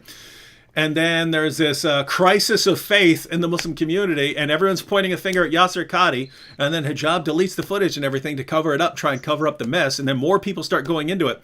And so what's going to happen here is Yasir Qadi all he had to do was stand his ground, and we would have had he would have been my guy. I would have liked him as much as James White likes him, right? I'd have been like, anyone who can stand his ground with 1.6 billion Muslims saying, you're destroying our faith by telling us the truth. Anyone that could stand his ground and say, well, look, I'm going to speak the truth to you no matter what, even if it hurts you, right? If he could have done that, I'd have been a Yasir Qadi fan for life. But what did he do? Nope, backlash, and here's how he broke it. Here's how he broke. Yasir Qadi says, after a recent interview with brother Muhammad Hijab, some missionaries and anti-Muslim propagandists. That's us. That's Islam Critiqued. That's Jay Smith, Hatun Taj, Al Fadi, and so on. Everyone who shared this info. So I guess we would be missionaries, and anti-Muslim propagandists would be like Abdullah Samir, since he's not a missionary. So some missionaries and anti-Muslim propagandists have read their own prejudices into our very brief discussion. Some of them have twisted my words to suit their agenda, while Muslim scholarship has pioneered Quranic studies for centuries. Pioneered? He's the one saying that it's completely out of touch with reality and that Western scholars have to come and inform them of the truth. While Muslim scholarship has pioneered Quranic studies for centuries and continues to do so, the fact remains that we all agree on the demonstrably proven fact that the Quran has been preserved in its entirety, word for word. I'm surprised he didn't say letter for letter and dot for dot. Yeah. Word for word, and that we believe that all of the 10 recitations, Qira'at, of the Quran are revealed from Allah. To see such Islamophobes try to read in an argument that no one amongst us ever made in order to prove their incorrect narrative is only demonstrating the unethical tactics they resort to. Oh my goodness, these Islamophobes. Yeah. Yeah, it's very Christophobic of him to say that, you know, David. Because I think Qadi is being a Christophobe, attacking Christians there as well. But he's backpedaling. I mean, this is basically putting the film on reverse and watching them go backwards. He's backpedaling, and I think this is just major damage control right now. Oh, it's massive, massive damage control. Let's take a couple more comments. I think we'll go on to try and watch some of Shabir's video to since we got a little 45 minutes or so left. But Nim Grace here, I'm a little confused here. Nim Grace says, if we focus on the perfect preservation argument, Muslims might think that we think that the Quran content is great. The content is not great. Please address it. I've never heard that response, Nim Grace. Muslims are claiming as a miracle of Islam that their book has been perfectly preserved. It's one of the most widespread myths that Muslims have been taught. It's one of the biggest lies that Muslims have been taught. And it's one of the easiest lies to expose, right? Because you can just go to their sources and show them that their Quran has been changed over and over again, and to show them that there are holes in the narrative. I've never heard of a Muslim saying, oh, you're refuting our lie about the preservation of the Quran. You must really think that the content of the Quran is great. It doesn't doesn't make any sense. Well, you actually have you have some people suggesting that that Yasser Qadhi's actually worried that someone will kill him, right? So, well, if you deny the revelations of Allah, then you're a kafir, and therefore, if you deny the books, one of the pillars of Islam is to believe in the books of Allah, and if you deny the books, then you're a kafir. So, yeah, I would understand why where Dr. Qadhi would be concerned for his safety there. Yeah. So Linda Clark says he is afraid he will be killed. Ellie says, wonder how many threats he got after that interview. So I hadn't even been thinking of that. I was just thinking it was a massive embarrassment, and that probably a bunch of Muslims contacted him and said, hey, my main reason for believing Islam is I believe perfect preservation. You just destroyed that. And I think he's trying to comfort them. He probably heard from a bunch of Muslim apologists who are trying to do damage control. Because notice Muslim apologists just started posting videos left and right. Nope, it has been perfectly preserved. It has been total nonsense. But everyone's trying to do damage control. And so I was assuming that a bunch of people just went to him and said, look, man, you got to do something. That people aren't ready for this. And then he backtracked. And then he was willing. It's a retraction, David. It's a retraction. That's what it is. He's retracting.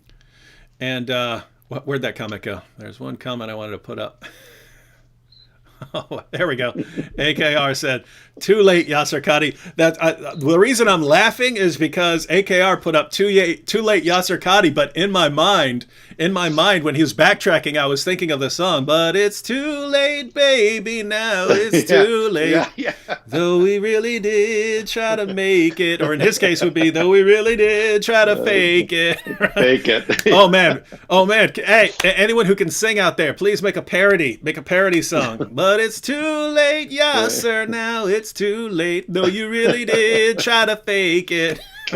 Too late. Too late. Oh, let me get down to one more comment. Let's see. Where did it go? What did that? Okay, so Madeline here. Madeline says, so what happens now? Will millions or thousands leave Islam now? My view, Madeline, is no, but it's huge in that it takes a while. And I've just had experiences with individual Muslims, right? You go up to an individual Muslim and he's been taught all his life that Muhammad's the greatest man who ever lived. The Quran's been perfectly preserved. The Quran is filled with scientifically miraculous statements and so on. They've been taught all these things. You can go up and give a great knockdown refutation of one of those points or one of those arguments. The Muslim still believes in Islam. Why? Because the Muslim's got a bunch of false information, right? You just dealt with a little part of it. So on balance, you may have taken away a little bit of confidence or something like that. But the Muslim still thinks he or she has tons of evidence for Islam. What Yasser Qadi and Shabir Ali are doing is they are helping us massively in one of the most important areas. So Muslims may still believe that the Quran contains miraculous scientific insights and that Muhammad is the greatest man who ever lived. They still may believe all those things. But a portion of their confidence that they have in Islam is grounded in this belief that there's been this miraculous preservation of the Quran. So if they find out there are all these different Qurans and they don't know what they're talking about when they talk about the history of the text of the Quran, if they find that out, you've just shattered a very important piece of their confidence in Islam. And so we're relentless, we're methodical, and we just keep pushing, right? We know it takes time. This is why a Muslim who converts, it usually takes a period of years, right? Because you have to deal with the lies that have been put into this person all his life. And so it can take a long time to go through all that. But guess what? We're going to keep doing it. And so basically what we're saying is, they just helped us along massively because we've been trying to do that by showing Muslims their sources, showing Muslims what's in their manuscripts. And all of a sudden, out of nowhere, Shabir Ali and Yasser Qadi, same basic time frame, post videos that are admitting a lot of what we've been saying for years.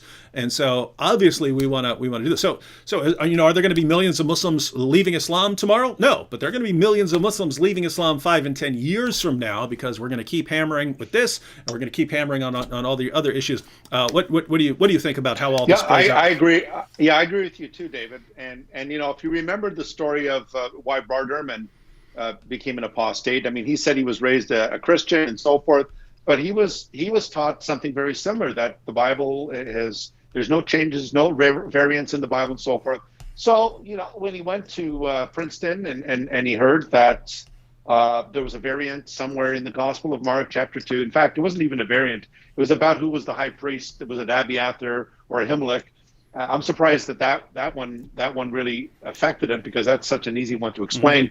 Mm-hmm. But besides, because he thought, wow, there's these variants in the Bible, he just felt that his whole Christian faith was dashed. And that is not his fault necessarily. That was the fault of where he came from and the fact that he wasn't told about these things.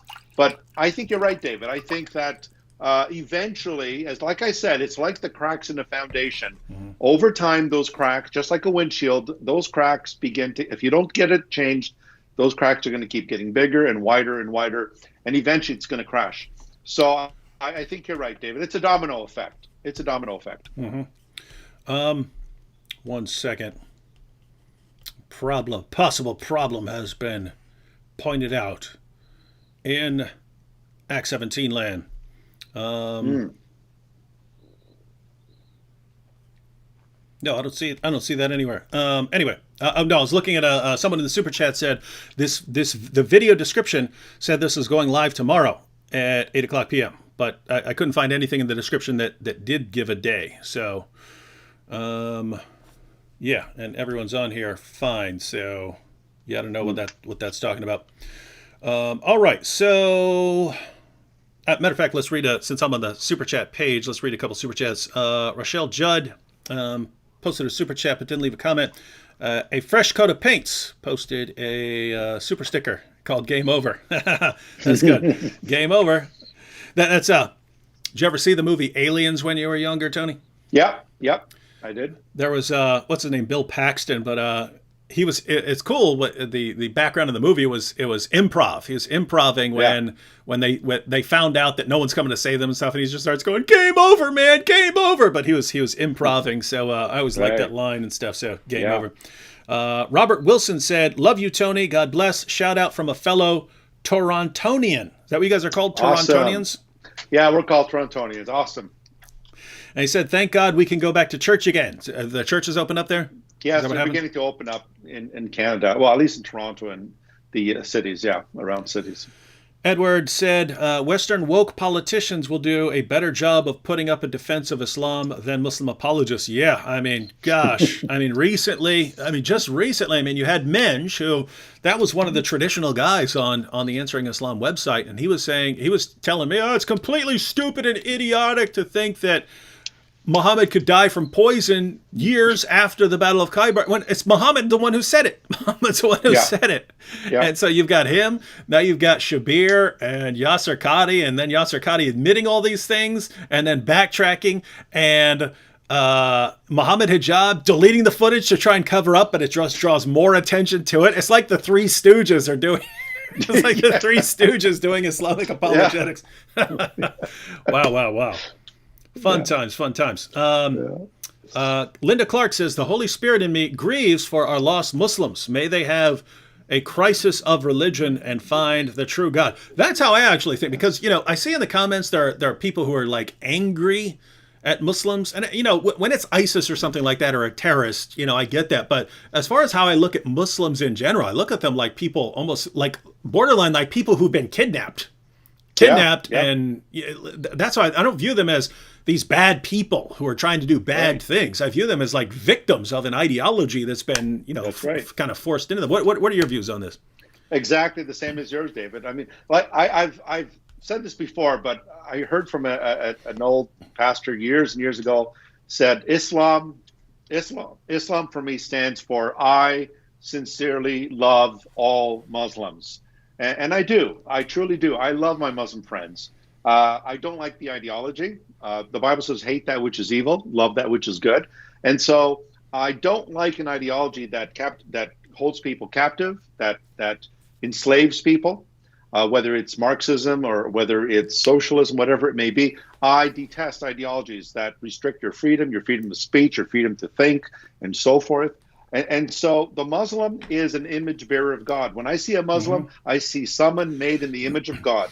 And I see someone who the Lord can touch, and the Lord could, like he did with Saul of Tarsus, the Apostle Paul, he could change his life or her life. And so my view of things is they are our brothers and sisters in Adam, not in Christ, but in Adam. And we want to see them become brothers and sisters in Christ Jesus. So absolutely. Muslims are human beings. They have parents, they have children, they have feelings like you and I, but they have a worldview that needs to be challenged and, by God's help, shattered so that they can come to know him who is the truth. Amen. So everyone out there, if you really, it's probably easier for me to not, have a lot of ill will towards your average Muslim than for most people. I've had such a messed up past that I'm always looking at someone, sometimes even terrorists, and I'm thinking, he's still not as bad as I was, right? So who am I? Who am I to, hate him, right? So, DJM says, wow, Muslims are admitting that there are holes and problems. It appears that submission leads to ignorance and not answering questions. Muslims need to start asking questions.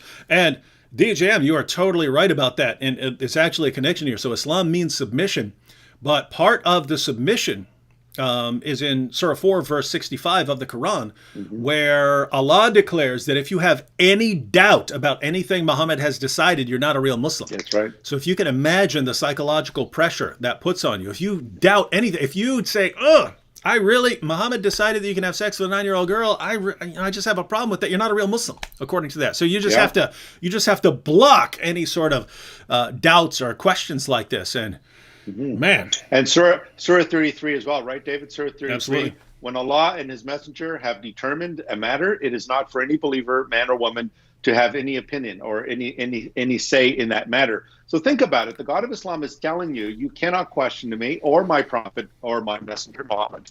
Mm-hmm. You cannot question once we decide on something. And yet, what do we find in the Bible? Isaiah 1:18, come, let us reason together, says the Lord. Though your sins are like crimson, they shall be white as wool.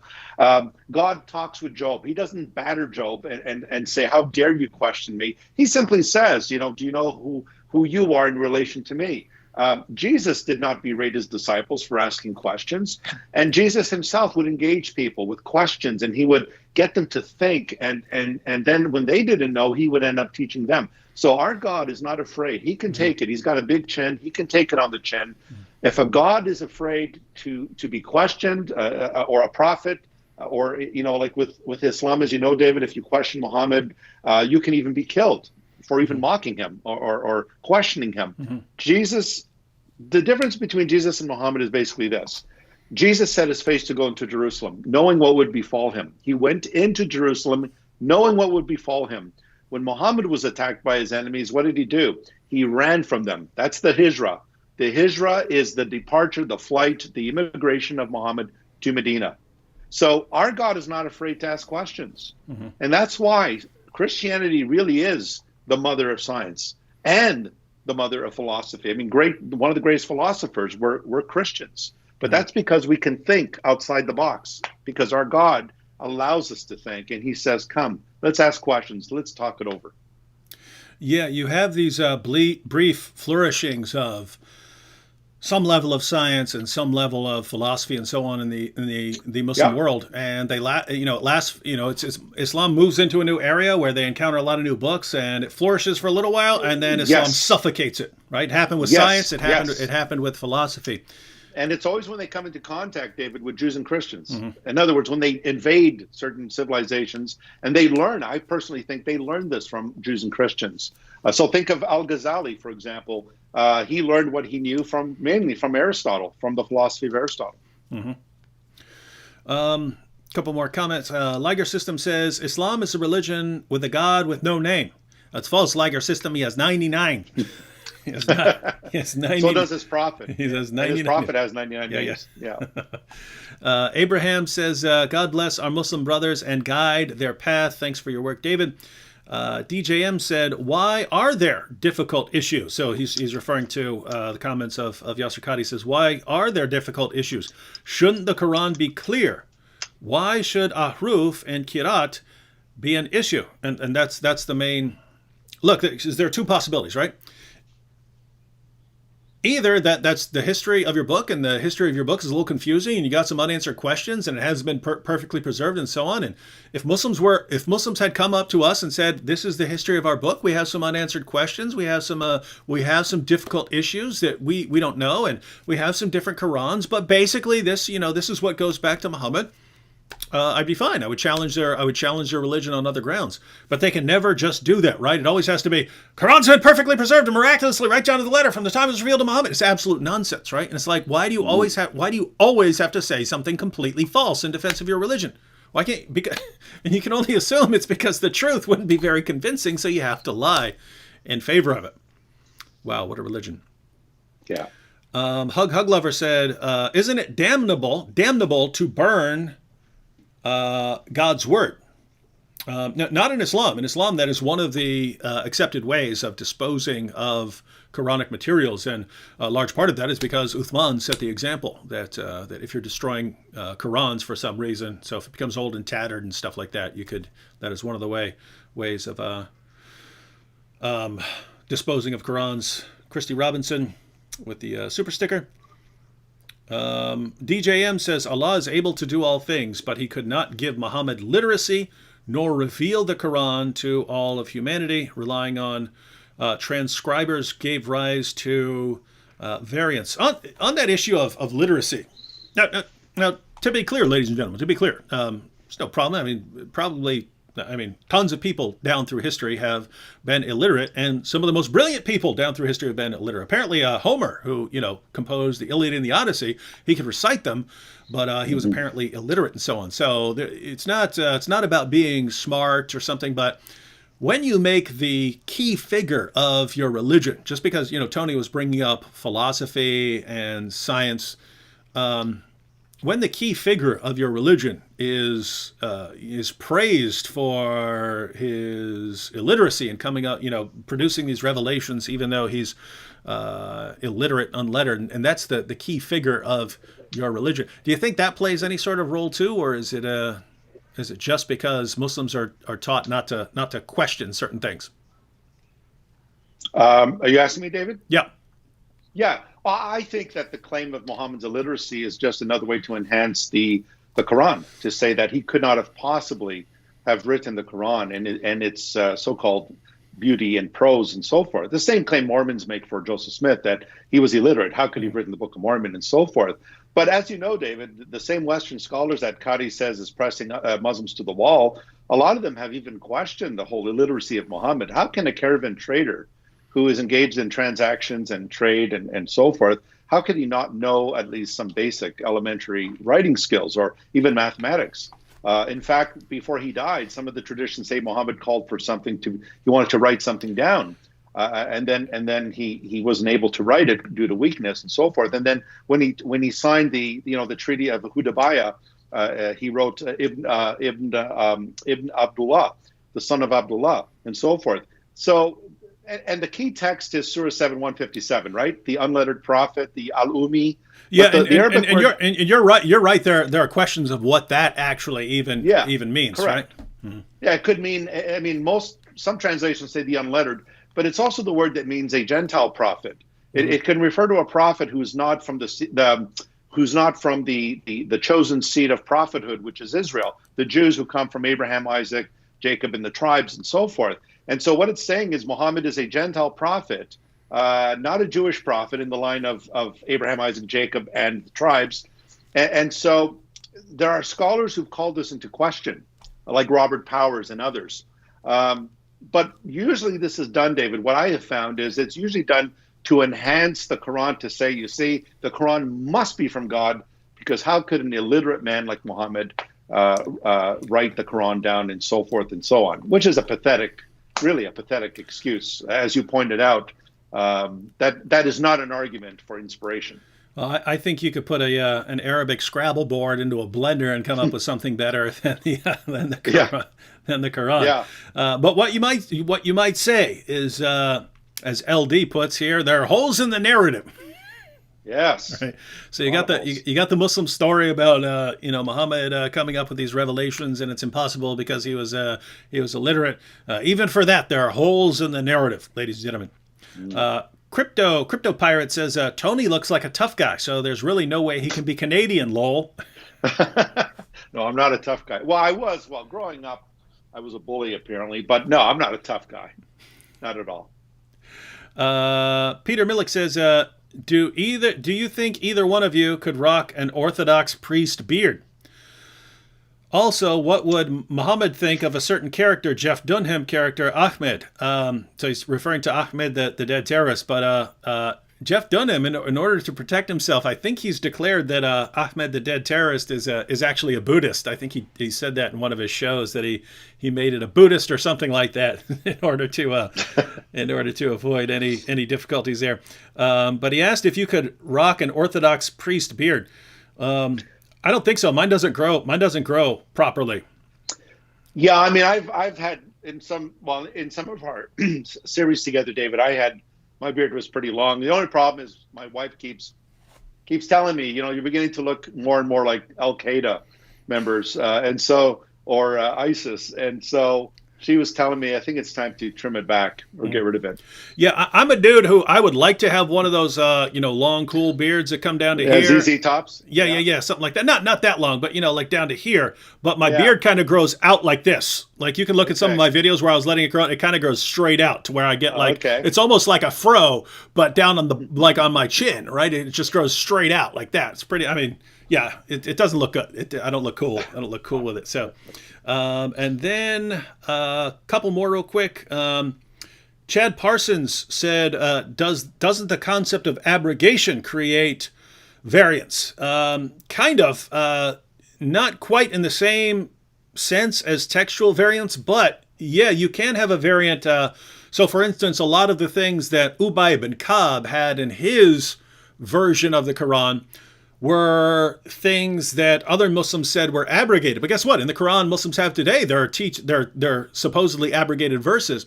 So, so Muhammad would abrogate verses or even parts of verses, but Ubay would keep the original that he memorized, right? So yes, that can actually create textual variance and would have been a source for a lot of the. In fact, in Sahih al-Bukhari, Umar, the second of the rightly guided caliphs, one of Muhammad's closest companions and Muhammad's father-in-law, since Muhammad married his daughter, Umar said, Ubay is the best reciter among us, but we have to leave off some of what he recites. And Ubay responds, what are you talking about? I got it from the mouth of Muhammad. I'm not leaving it for anything whatsoever. And so, yes, that is a source of variance. And then S. Gravois says, thanks for all you do. And LD left a super chat without a comment. All right, I think they've been a couple super chats since we were doing there. Tony, we're already at 9:38, so I don't think we could actually go into the Shabir footage, but we got a lot of other cool stuff along the way. How about we just take some? Sure. How about we just take questions for another 15 minutes or so? Sounds good. Sounds good. Do you, are you able to see the comments on? No, not on my screen. Okay, no. so I will find them for you. All right, ladies and gentlemen, if you have a question about anything we've been discussing right now, all right. So here's one from Daniel.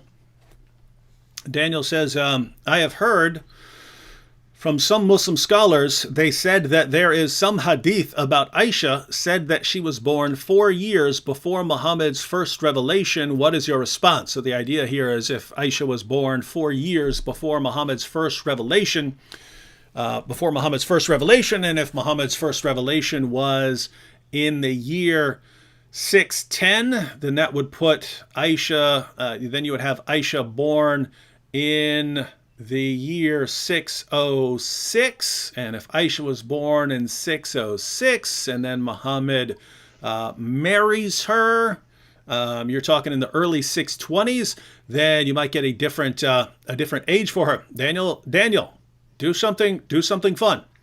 Whenever someone says she was born 4 years before Muhammad's first revelation, say book, chapter, and number.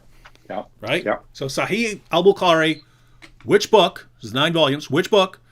Which number? I want to see it. Just get in that habit, right? Because a lot of times what you'll see is the argument will be based on something like, well, Aisha's sister was born, she was born certain number of years after, and then we have another source which says that her sister died when she was 100, and then, she was born at such and such year, and they'll put all these long chain of numbers together in order to come up with, so Aisha must have been born then, and they'll ignore 50 passages saying that she was born, that she was 9 years old when Muhammad had sex with her, right? So the problem is all of the sources people go to try to compile these numbers and so on, the exact same sources all say she was 9 years old. So if you're trusting these sources to compile that, and notice you could, if you adopt that message, you could do almost everything because you have all kinds of inconsistencies in the Muslim sources, right? You'll have some that would put the you'd have some if you use the numbering, you'd say, okay, the flight to Medina was 10 years after Muhammad received his revelation. Well, the flight is in 622, so that would put Muhammad's first revelation in 612. You have another revelation that says it was 12 years after, and so that would put it at 610. So you could mess with the numbers if you're doing that. And if you put 5 or 6 numbers together, well, this and this, and then this, and then this happened then, and then this had this, you could make pretty much anything you want happen in Islam. And none of this would cover up the fact that all the sources they're quoting say she was 9 years old. And so it's pretty disastrous and pretty sad. And what does Yasser Qadi call them when they try to argue that Aisha was older? He calls them liars. He calls them liars. Quit lying. Oh, hang on. I haven't watched this yet, but I think I saw the title at some point. But Atem Yak says there's a video on YouTube called Yasser Qadi Refutes Yasser Qadi.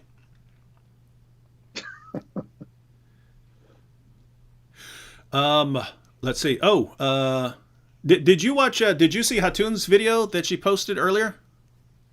No, I didn't. Yeah, I'm saying it because this is a question from Shaynabi.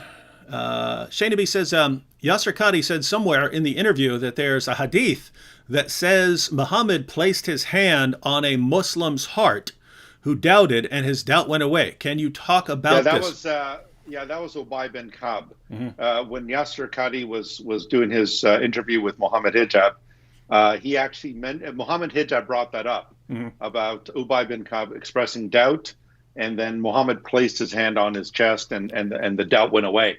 So that's in the interview. So if you go to Islam Critiqued and watch the entire video, you'll notice he makes reference to it there.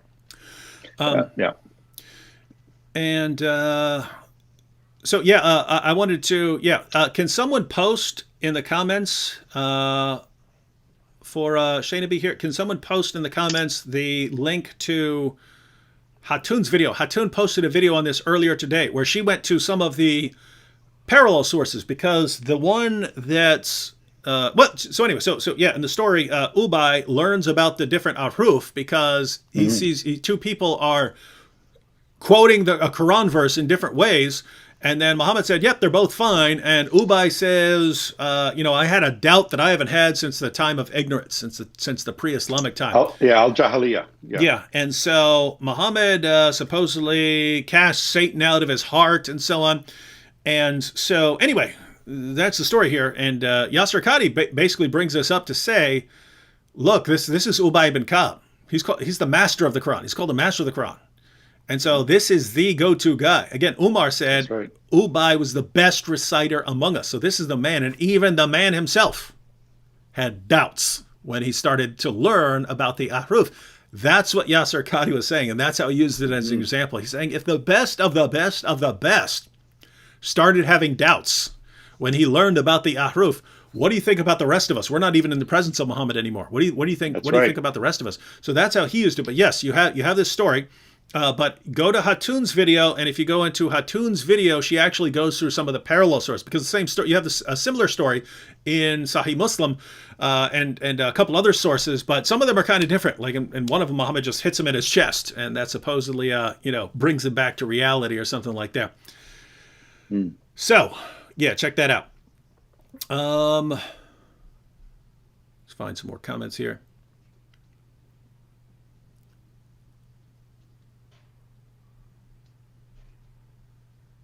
Here's a question for you, Tony.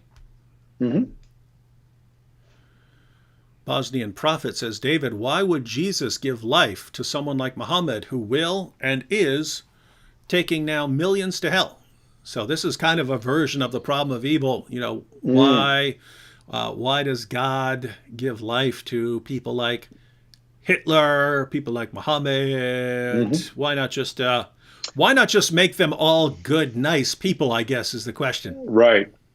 Well, the short answer to that is that Deuteronomy 29:29, we're told the secret things belong to the Lord our God, but the things that are known to us are revealed. In other words, this gets into the whole question of God's secret counsel, God's wise counsel, and the counsel of the triune God and so forth, which he decreed from the foundation of the world.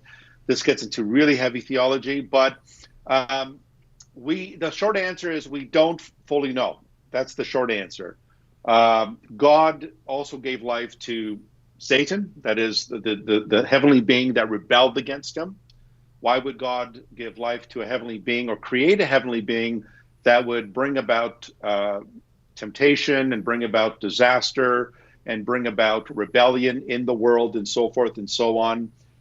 We don't fully know, other than to say that Scripture says that God does all things according to the counsel of his will, to the praise of his eternal glory, and that God creates things to demonstrate. Basically, the Scripture is a storyline.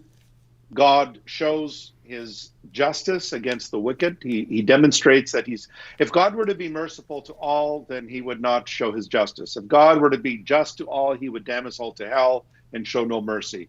And so these are questions that go back to the mind of the triune God. why God did what he did. God created the world in such a way that he would bring about his glory, and that's where all history is heading. It heads to the time when every knee will bow, every tongue will confess that Jesus Christ is Lord, to the glory of God the Father. And so did God know that Adam and Eve would fall in the Garden of Eden? Yes, he would have had to know. There is no way God would not have known the end from the beginning. And so these are areas where we have to step back, and that's why I quoted Deuteronomy 29:29. The secret things belong to the Lord our God. The things revealed belong to us and to our children. And so there's a sense in which God has his hidden will, his will that is inscrutable to us humans. And then what we know about God's will, God has revealed to us in Scripture. And so that is the biblical response to the problem of evil. And we know that God works through evil. We saw him do it through the brothers of Joseph. We saw God working through Pontius Pilate, Herod Antipas, and then the Jewish Sanhedrin, and then the Roman soldiers, the Gentiles. He worked through their evil machinations to bring about the death of Jesus Christ, which would bring about the atonement for the sins of the world, and it would bring about God's purpose and redemption. So did that involve evil people? Yeah. The trial of Jesus was the greatest mistrial in all of human history. The murder of the Son of God, which was an evil thing that we did. But nonetheless, God worked through the evil intentions of men to bring about his purposes. And so at the end of the day, God created Hitler. Yes, God created Mussolini. Yes, God created Mao Zedong. But God will also demonstrate his justice in their judgment and so forth. And God's judgment is meaningless without his mercy. And at the same time, God's mercy is meaningless without his judgment. And I know that's a very loaded theological answer, but that's the only one I can give you based on what the Bible says. Mm-hmm. Yeah, I'll just say, we're given, human beings are given dominion over this Mm-hmm. world. And so if someone rises up with horrible teachings, leading people astray, who's supposed to deal with that? I mean, God is ultimately going to deal with things, but who's supposed to deal with that? We're supposed to go and confront that. When there are false ideologies, dangerous ideologies that are oppressing people, we're the ones who are supposed to go deal with that, right? So ladies and gentlemen, when Islam is spreading, why is it spreading? Because the church is woefully unprepared and won't equip itself and won't equip Christians to go out and stand and confront it. So it's very easy to say, sit back and sit here, and we're not doing anything. We're not responding to it. It could be easily refuted, right? If the world's 2 billion plus Christians learned even the basics. Matter of fact, if 1%. Matter of fact, if 1/10 of 1% of Christians would learn the basics about responding to Islam, I think Islam would be crumbling in the next 5 to 10 years. There would still be Muslims and stuff, but as a threat to world peace and so on, Islam would be crumbling, and we don't. And notice, instead, we'll do what? God, why'd you do this? Yeah. Could we do something about it? Yeah, it's like a person sitting, someone bleeding to death beside you. You can stop the bleeding. You could take a first aid kit and stop the bleeding and stuff, but you just sit there watching. Why'd you do that, God? Why'd you do that? Yeah. Why didn't you fix that? I'm sitting right here. I could obviously do something about that, but I want to.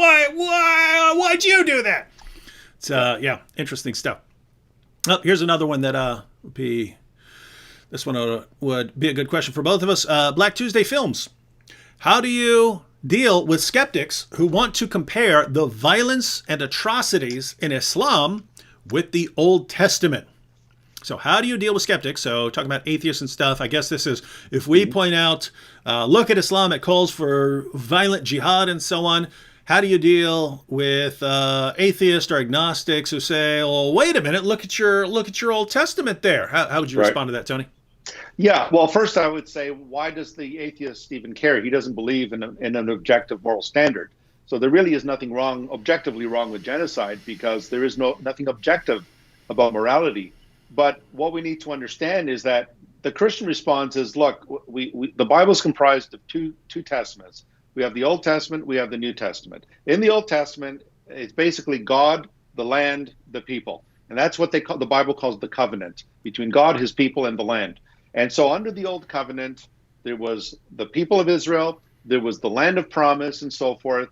And God had told the patriarchs that he would move his people into that land after 400 years of slavery in Egypt. And he pointed out that the sins of the Amorites, the Canaanites, he said, look, their sin is not yet full, but I will come and visit them. So think about this for a minute, ladies and gentlemen. God gave Jericho 400 years to repent. I mean, that's longer than the United States has been around, longer than definitely Canada has been around.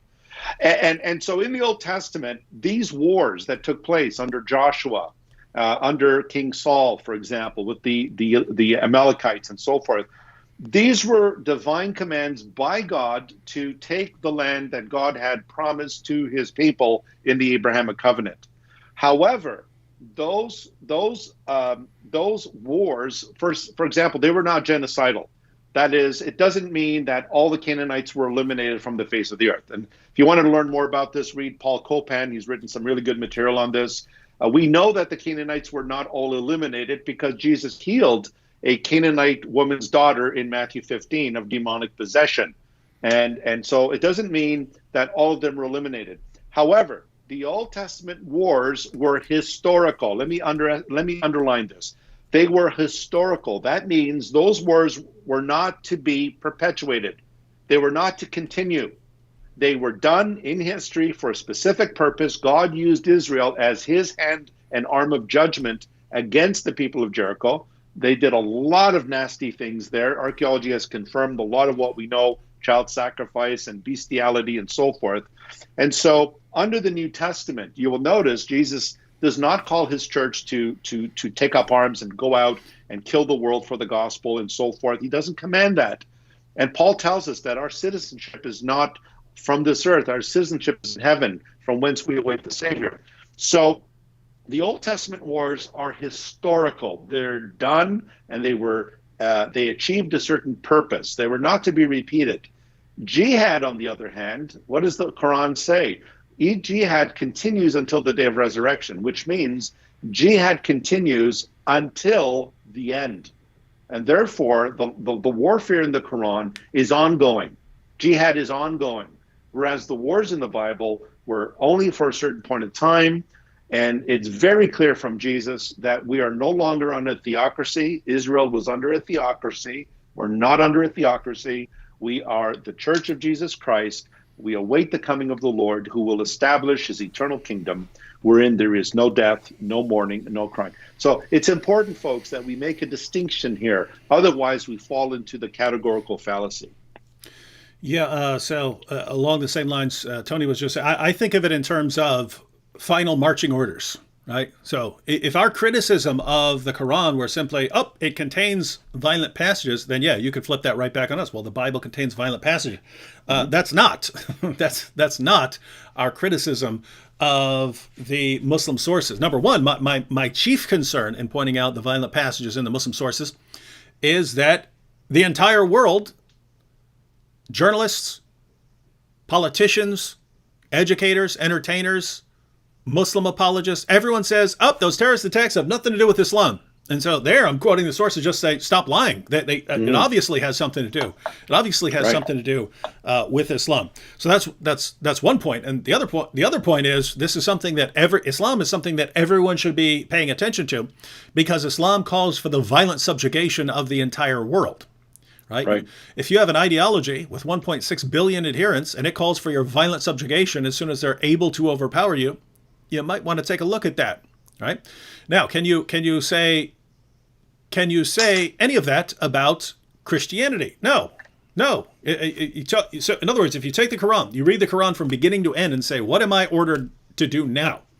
If you believe in that book, you are ordered to violently subjugate the world when you are able to. If you're in a position where you're not able to, you can do other things. But if you are ever in a position to take control, to take control of an area, that's what you're supposed to do. If you read the Bible from beginning to end, you read some stories about the wars of Canaan and stuff like that. But if you said, okay, what are the final marching orders here? What am I supposed to do? What are you told? What are you commanded to do? as a Christian. You're commanded to love your neighbor as yourself. You're commanded to love even your enemies. You're commanded, as far as it depends on you, to live in peace with all people. You don't get, hey, go out and violently subjugate the world. There's no concept of that in Christianity. So if a person, if a person says, hey, you guys got the same issues, it's just nonsense, and that's a very ill-informed person. Math Edges says, Tony, what are your favorite theology books? My favorite theology books. Let me see. I like Wayne Grudem, his systematic theology. Wayne Grudem's systematic theology is quite good. My background, I'm a Reformed theologian, and so I love Calvin's Institutes of the Christian Religion. I love Spurgeon's works. Anything by Bruce Ware, John Piper, even William Craig. William Craig is not Reformed; he's Arminian, but I love Dr. Craig's works, and so it's really a wide breadth. My library is quite wide in that area, but systematic theology is one area where I also specialize in. What about the best of the best? The best of the best. Kenneth Copeland. Yeah, he's second to Benny Hinn. No, the best of the best. Well, obviously the Bible is the best of the best, but that's a good question. I still love the classic Augustus Strong systematic theology, but I would probably put Wayne Grudem there near the top. Yep, and let's see, one more here, and then there are a couple more super chats to go through, and then we'll close out here in a second. PRNC team says, would you consider inviting Dr. Qadi to clarify his view on the preservation of the Quran? Yeah, I don't imagine he'd accept the invitation, but you can extend the invitation to him if he wants to come on here. I'd be happy to let him talk most of the time, and I'd just be happy to ask questions, right? Like, I'd be happy to give him passages from his sources to talk about changes in the Quran. Be happy to let him clarify as far as he is willing, because we know he doesn't want to share the intricate details with Muslims. Doesn't think it's a good idea for Muslims to learn this stuff. So. But yeah, you can extend the invitation if he's at all interested. Again, I don't think he would be able to. He would want to do that, but yeah, I'd be happy having him on. All right, a couple super chats. Most recent, Tatiana says, Hijab made a new video yesterday. Did you watch it? No, I don't watch Hijab's videos. That's why, like, I can probably count on 3, maybe 4 fingers the number of Muhammad Hijab videos I've ever seen, and. Yeah, I'm going to watch the full live stream, unfortunately, because I think it's going to numb my mind. But yeah, I haven't watched it, but I am going to be watching the live stream with Yasser Qadi since I have it downloaded. Atu says, can we please do a session on Mormons? We actually did a session on Mormons maybe 2 months ago or something like that, so you can go back and check that out. Cheryl R. posted a couple versions of Game Over, so apparently it's some sort of emoji or something like that, or super sticker. That's cool, because it's a cool saying. Hug Lover says, if you can burn the Quran, then why is it so bad when we do? So, Tony, if a Muslim, there's an obvious answer to this. If a Muslim can burn the Quran and it's okay, why would they get upset when Terry Jones in Florida was burning the Quran? Right. Or when rumors were going around that in Guantanamo Bay they were flushing a Quran down the toilet. Mm-hmm. Well, that's because you're not a Muslim. You're a kafir, and a kafir is a filthy unbeliever, and you are desecrating the holy text of the Quran, and therefore. And remember, the Quran does teach Islamic supremacy, that Muslims are superior to non-Muslims. They are the best of all peoples. And also in Surah 98, verse 6, that they are the best of peoples, whereas Jews and Christians who reject Islam and Muhammad are the vilest, the filthiest of creatures. So the short answer is it's okay for a Muslim to do it, but non-Muslims are kafir. Therefore, they are haram, they are unclean, and therefore they are desecrating the Quran. Yeah, and it would typically be done. You would think it would be done for different motives, right? Like if Uthman is burning all the Qurans for the good of the community, right? He's burning all the Qurans to help Islam. So how are you going to complain about him doing it? He's doing it for the good of Islam, whereas someone who's doing it to make fun of the Quran would have a different motive, and so people would be more upset about that. John Mallory with a super sticker. Rochelle Judd says, first super chat to leave a donation. Love what you guys are doing. I'm trying to learn as quickly as I can. Thank you. Kokwak Liao retracted the message, so I can't read it. Sunshine Ministry says, what happened to the debate with Apostate Prophet? Yeah, well, we were setting that up, and there were a couple of Muslims who seemed to think that they were going to be off the hook if the atheists and Christian critics of Islam started going after each other. So basically, I notified the Apostate Prophet, and I said, I just want to make sure they understand perfectly clear that their prophet is still not safe no matter what we do. So we're the last date I suggested was to start on July 1st. I said I could get the video projects I'm currently working on, I can get all those wrapped up by then, and so kind of clean slate to focus on that for a little while. So yep, he may have responded. I don't have my phone on me, but he may have responded and said that beginning of July works. And all right, so let's see. Trying to think of tomorrow I'm going to be on with Sean McDowell, who did his doctoral work on the martyrdoms of the early apostles. So going to be talking to Sean McDowell about that.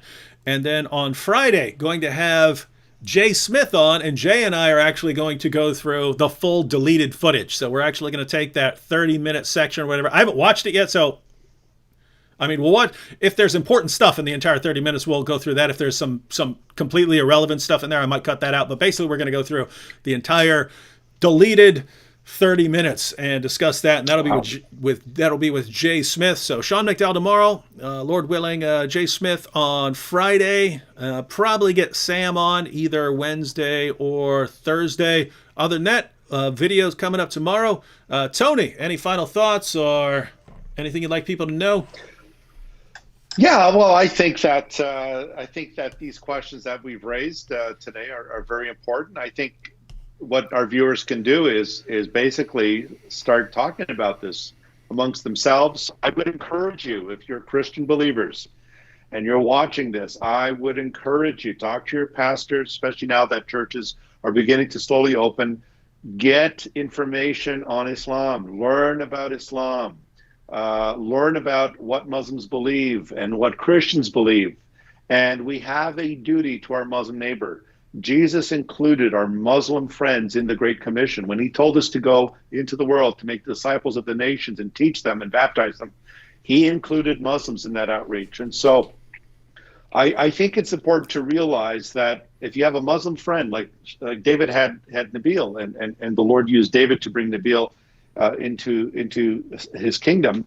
If you know Muslim friends and neighbors and so forth, you are responsible for them. And I really need to stress this. God said in Ezekiel 3:18 that when I say to the wicked, you shall die, and you do not warn the wicked of their evil ways, I will hold their blood at your hands. So you have a responsibility to your Muslim neighbor. There is no excuse. You can't just say, go watch Dr. Wood's videos or Dr. Costa's videos. You have an obligation to your Muslim neighbor. And if that person dies, God will hold their blood at your hands. So please, please, please remember, you are your brother's keeper. You have a responsibility to them. So these are not just videos that David puts out so that we can look at the issues of the Quran and so forth. At the end of the day, this is all about seeing Muslims come to know Jesus Christ, and they need to know the truth. And Jesus said that you will know the truth. And what will it do? The truth will set you free. That's how powerful the truth is. It makes people free. And whoever the Son sets free is free indeed. So please, if you can take anything from this video session, learn to love your Muslim neighbor, share the truth with them, and pray for them that God would be merciful and draw them into salvation. Amen. And up on the screen here, I have a comment from the worst live streamer in the world, Sam Shamoon.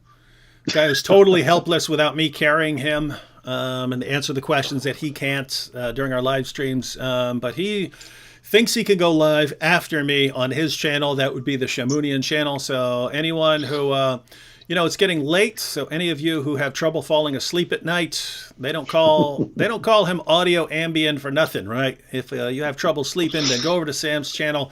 Be sure to watch him for a little while. You'll sleep like a baby. You'll sleep like a little baby. And one more super chat from Notaverse says, David, do you? She's joking.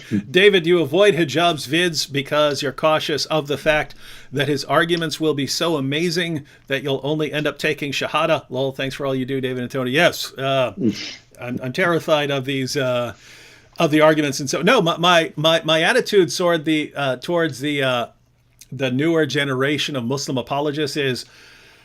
I will occasionally, if I get enough requests about something, I'll occasionally respond to it. But basically, I really like the direction Muslim apologetics is going with these young, sort of more thug-like people, insulting, nasty, angry, taking over, because that just seems to reflect the real spirit of Islam.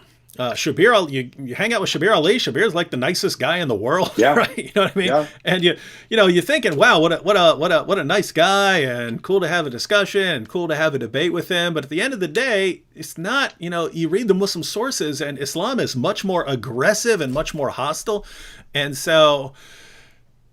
I prefer going after the older generation mainly, right? Zakir Naik and these other guys. I prefer targeting them for a while in terms of argumentation and letting this new generation come up, become really, really popular, because I think it will be a much, much more accurate reflection of the true spirit and heart of Islam. And I want the world to see it. Wait a minute, these are the apologists? So it's not just these nice guys. These nice guys aren't the real representatives. It's these, thugs and stuff like that. Well, gosh, and they can actually silence their more traditional apologists and scholars, and make them backtrack and cower in fear. Ooh, gosh, what kind of religion is this? So anyway, that's the reasoning. So there will come a time, maybe 2, 3, 4 years down the road, but yeah, you want to let this young generation grow. So I tend to ignore them as much as possible for now. Can't ignore what's going on right now because it's so popular and is allowing us to really go after the Quran. But other than that, yeah, I tend to ignore them for a while. All right. Thanks to Tony for joining me here, and we will catch you again. We'll catch you again next time, and I'll see you guys tomorrow.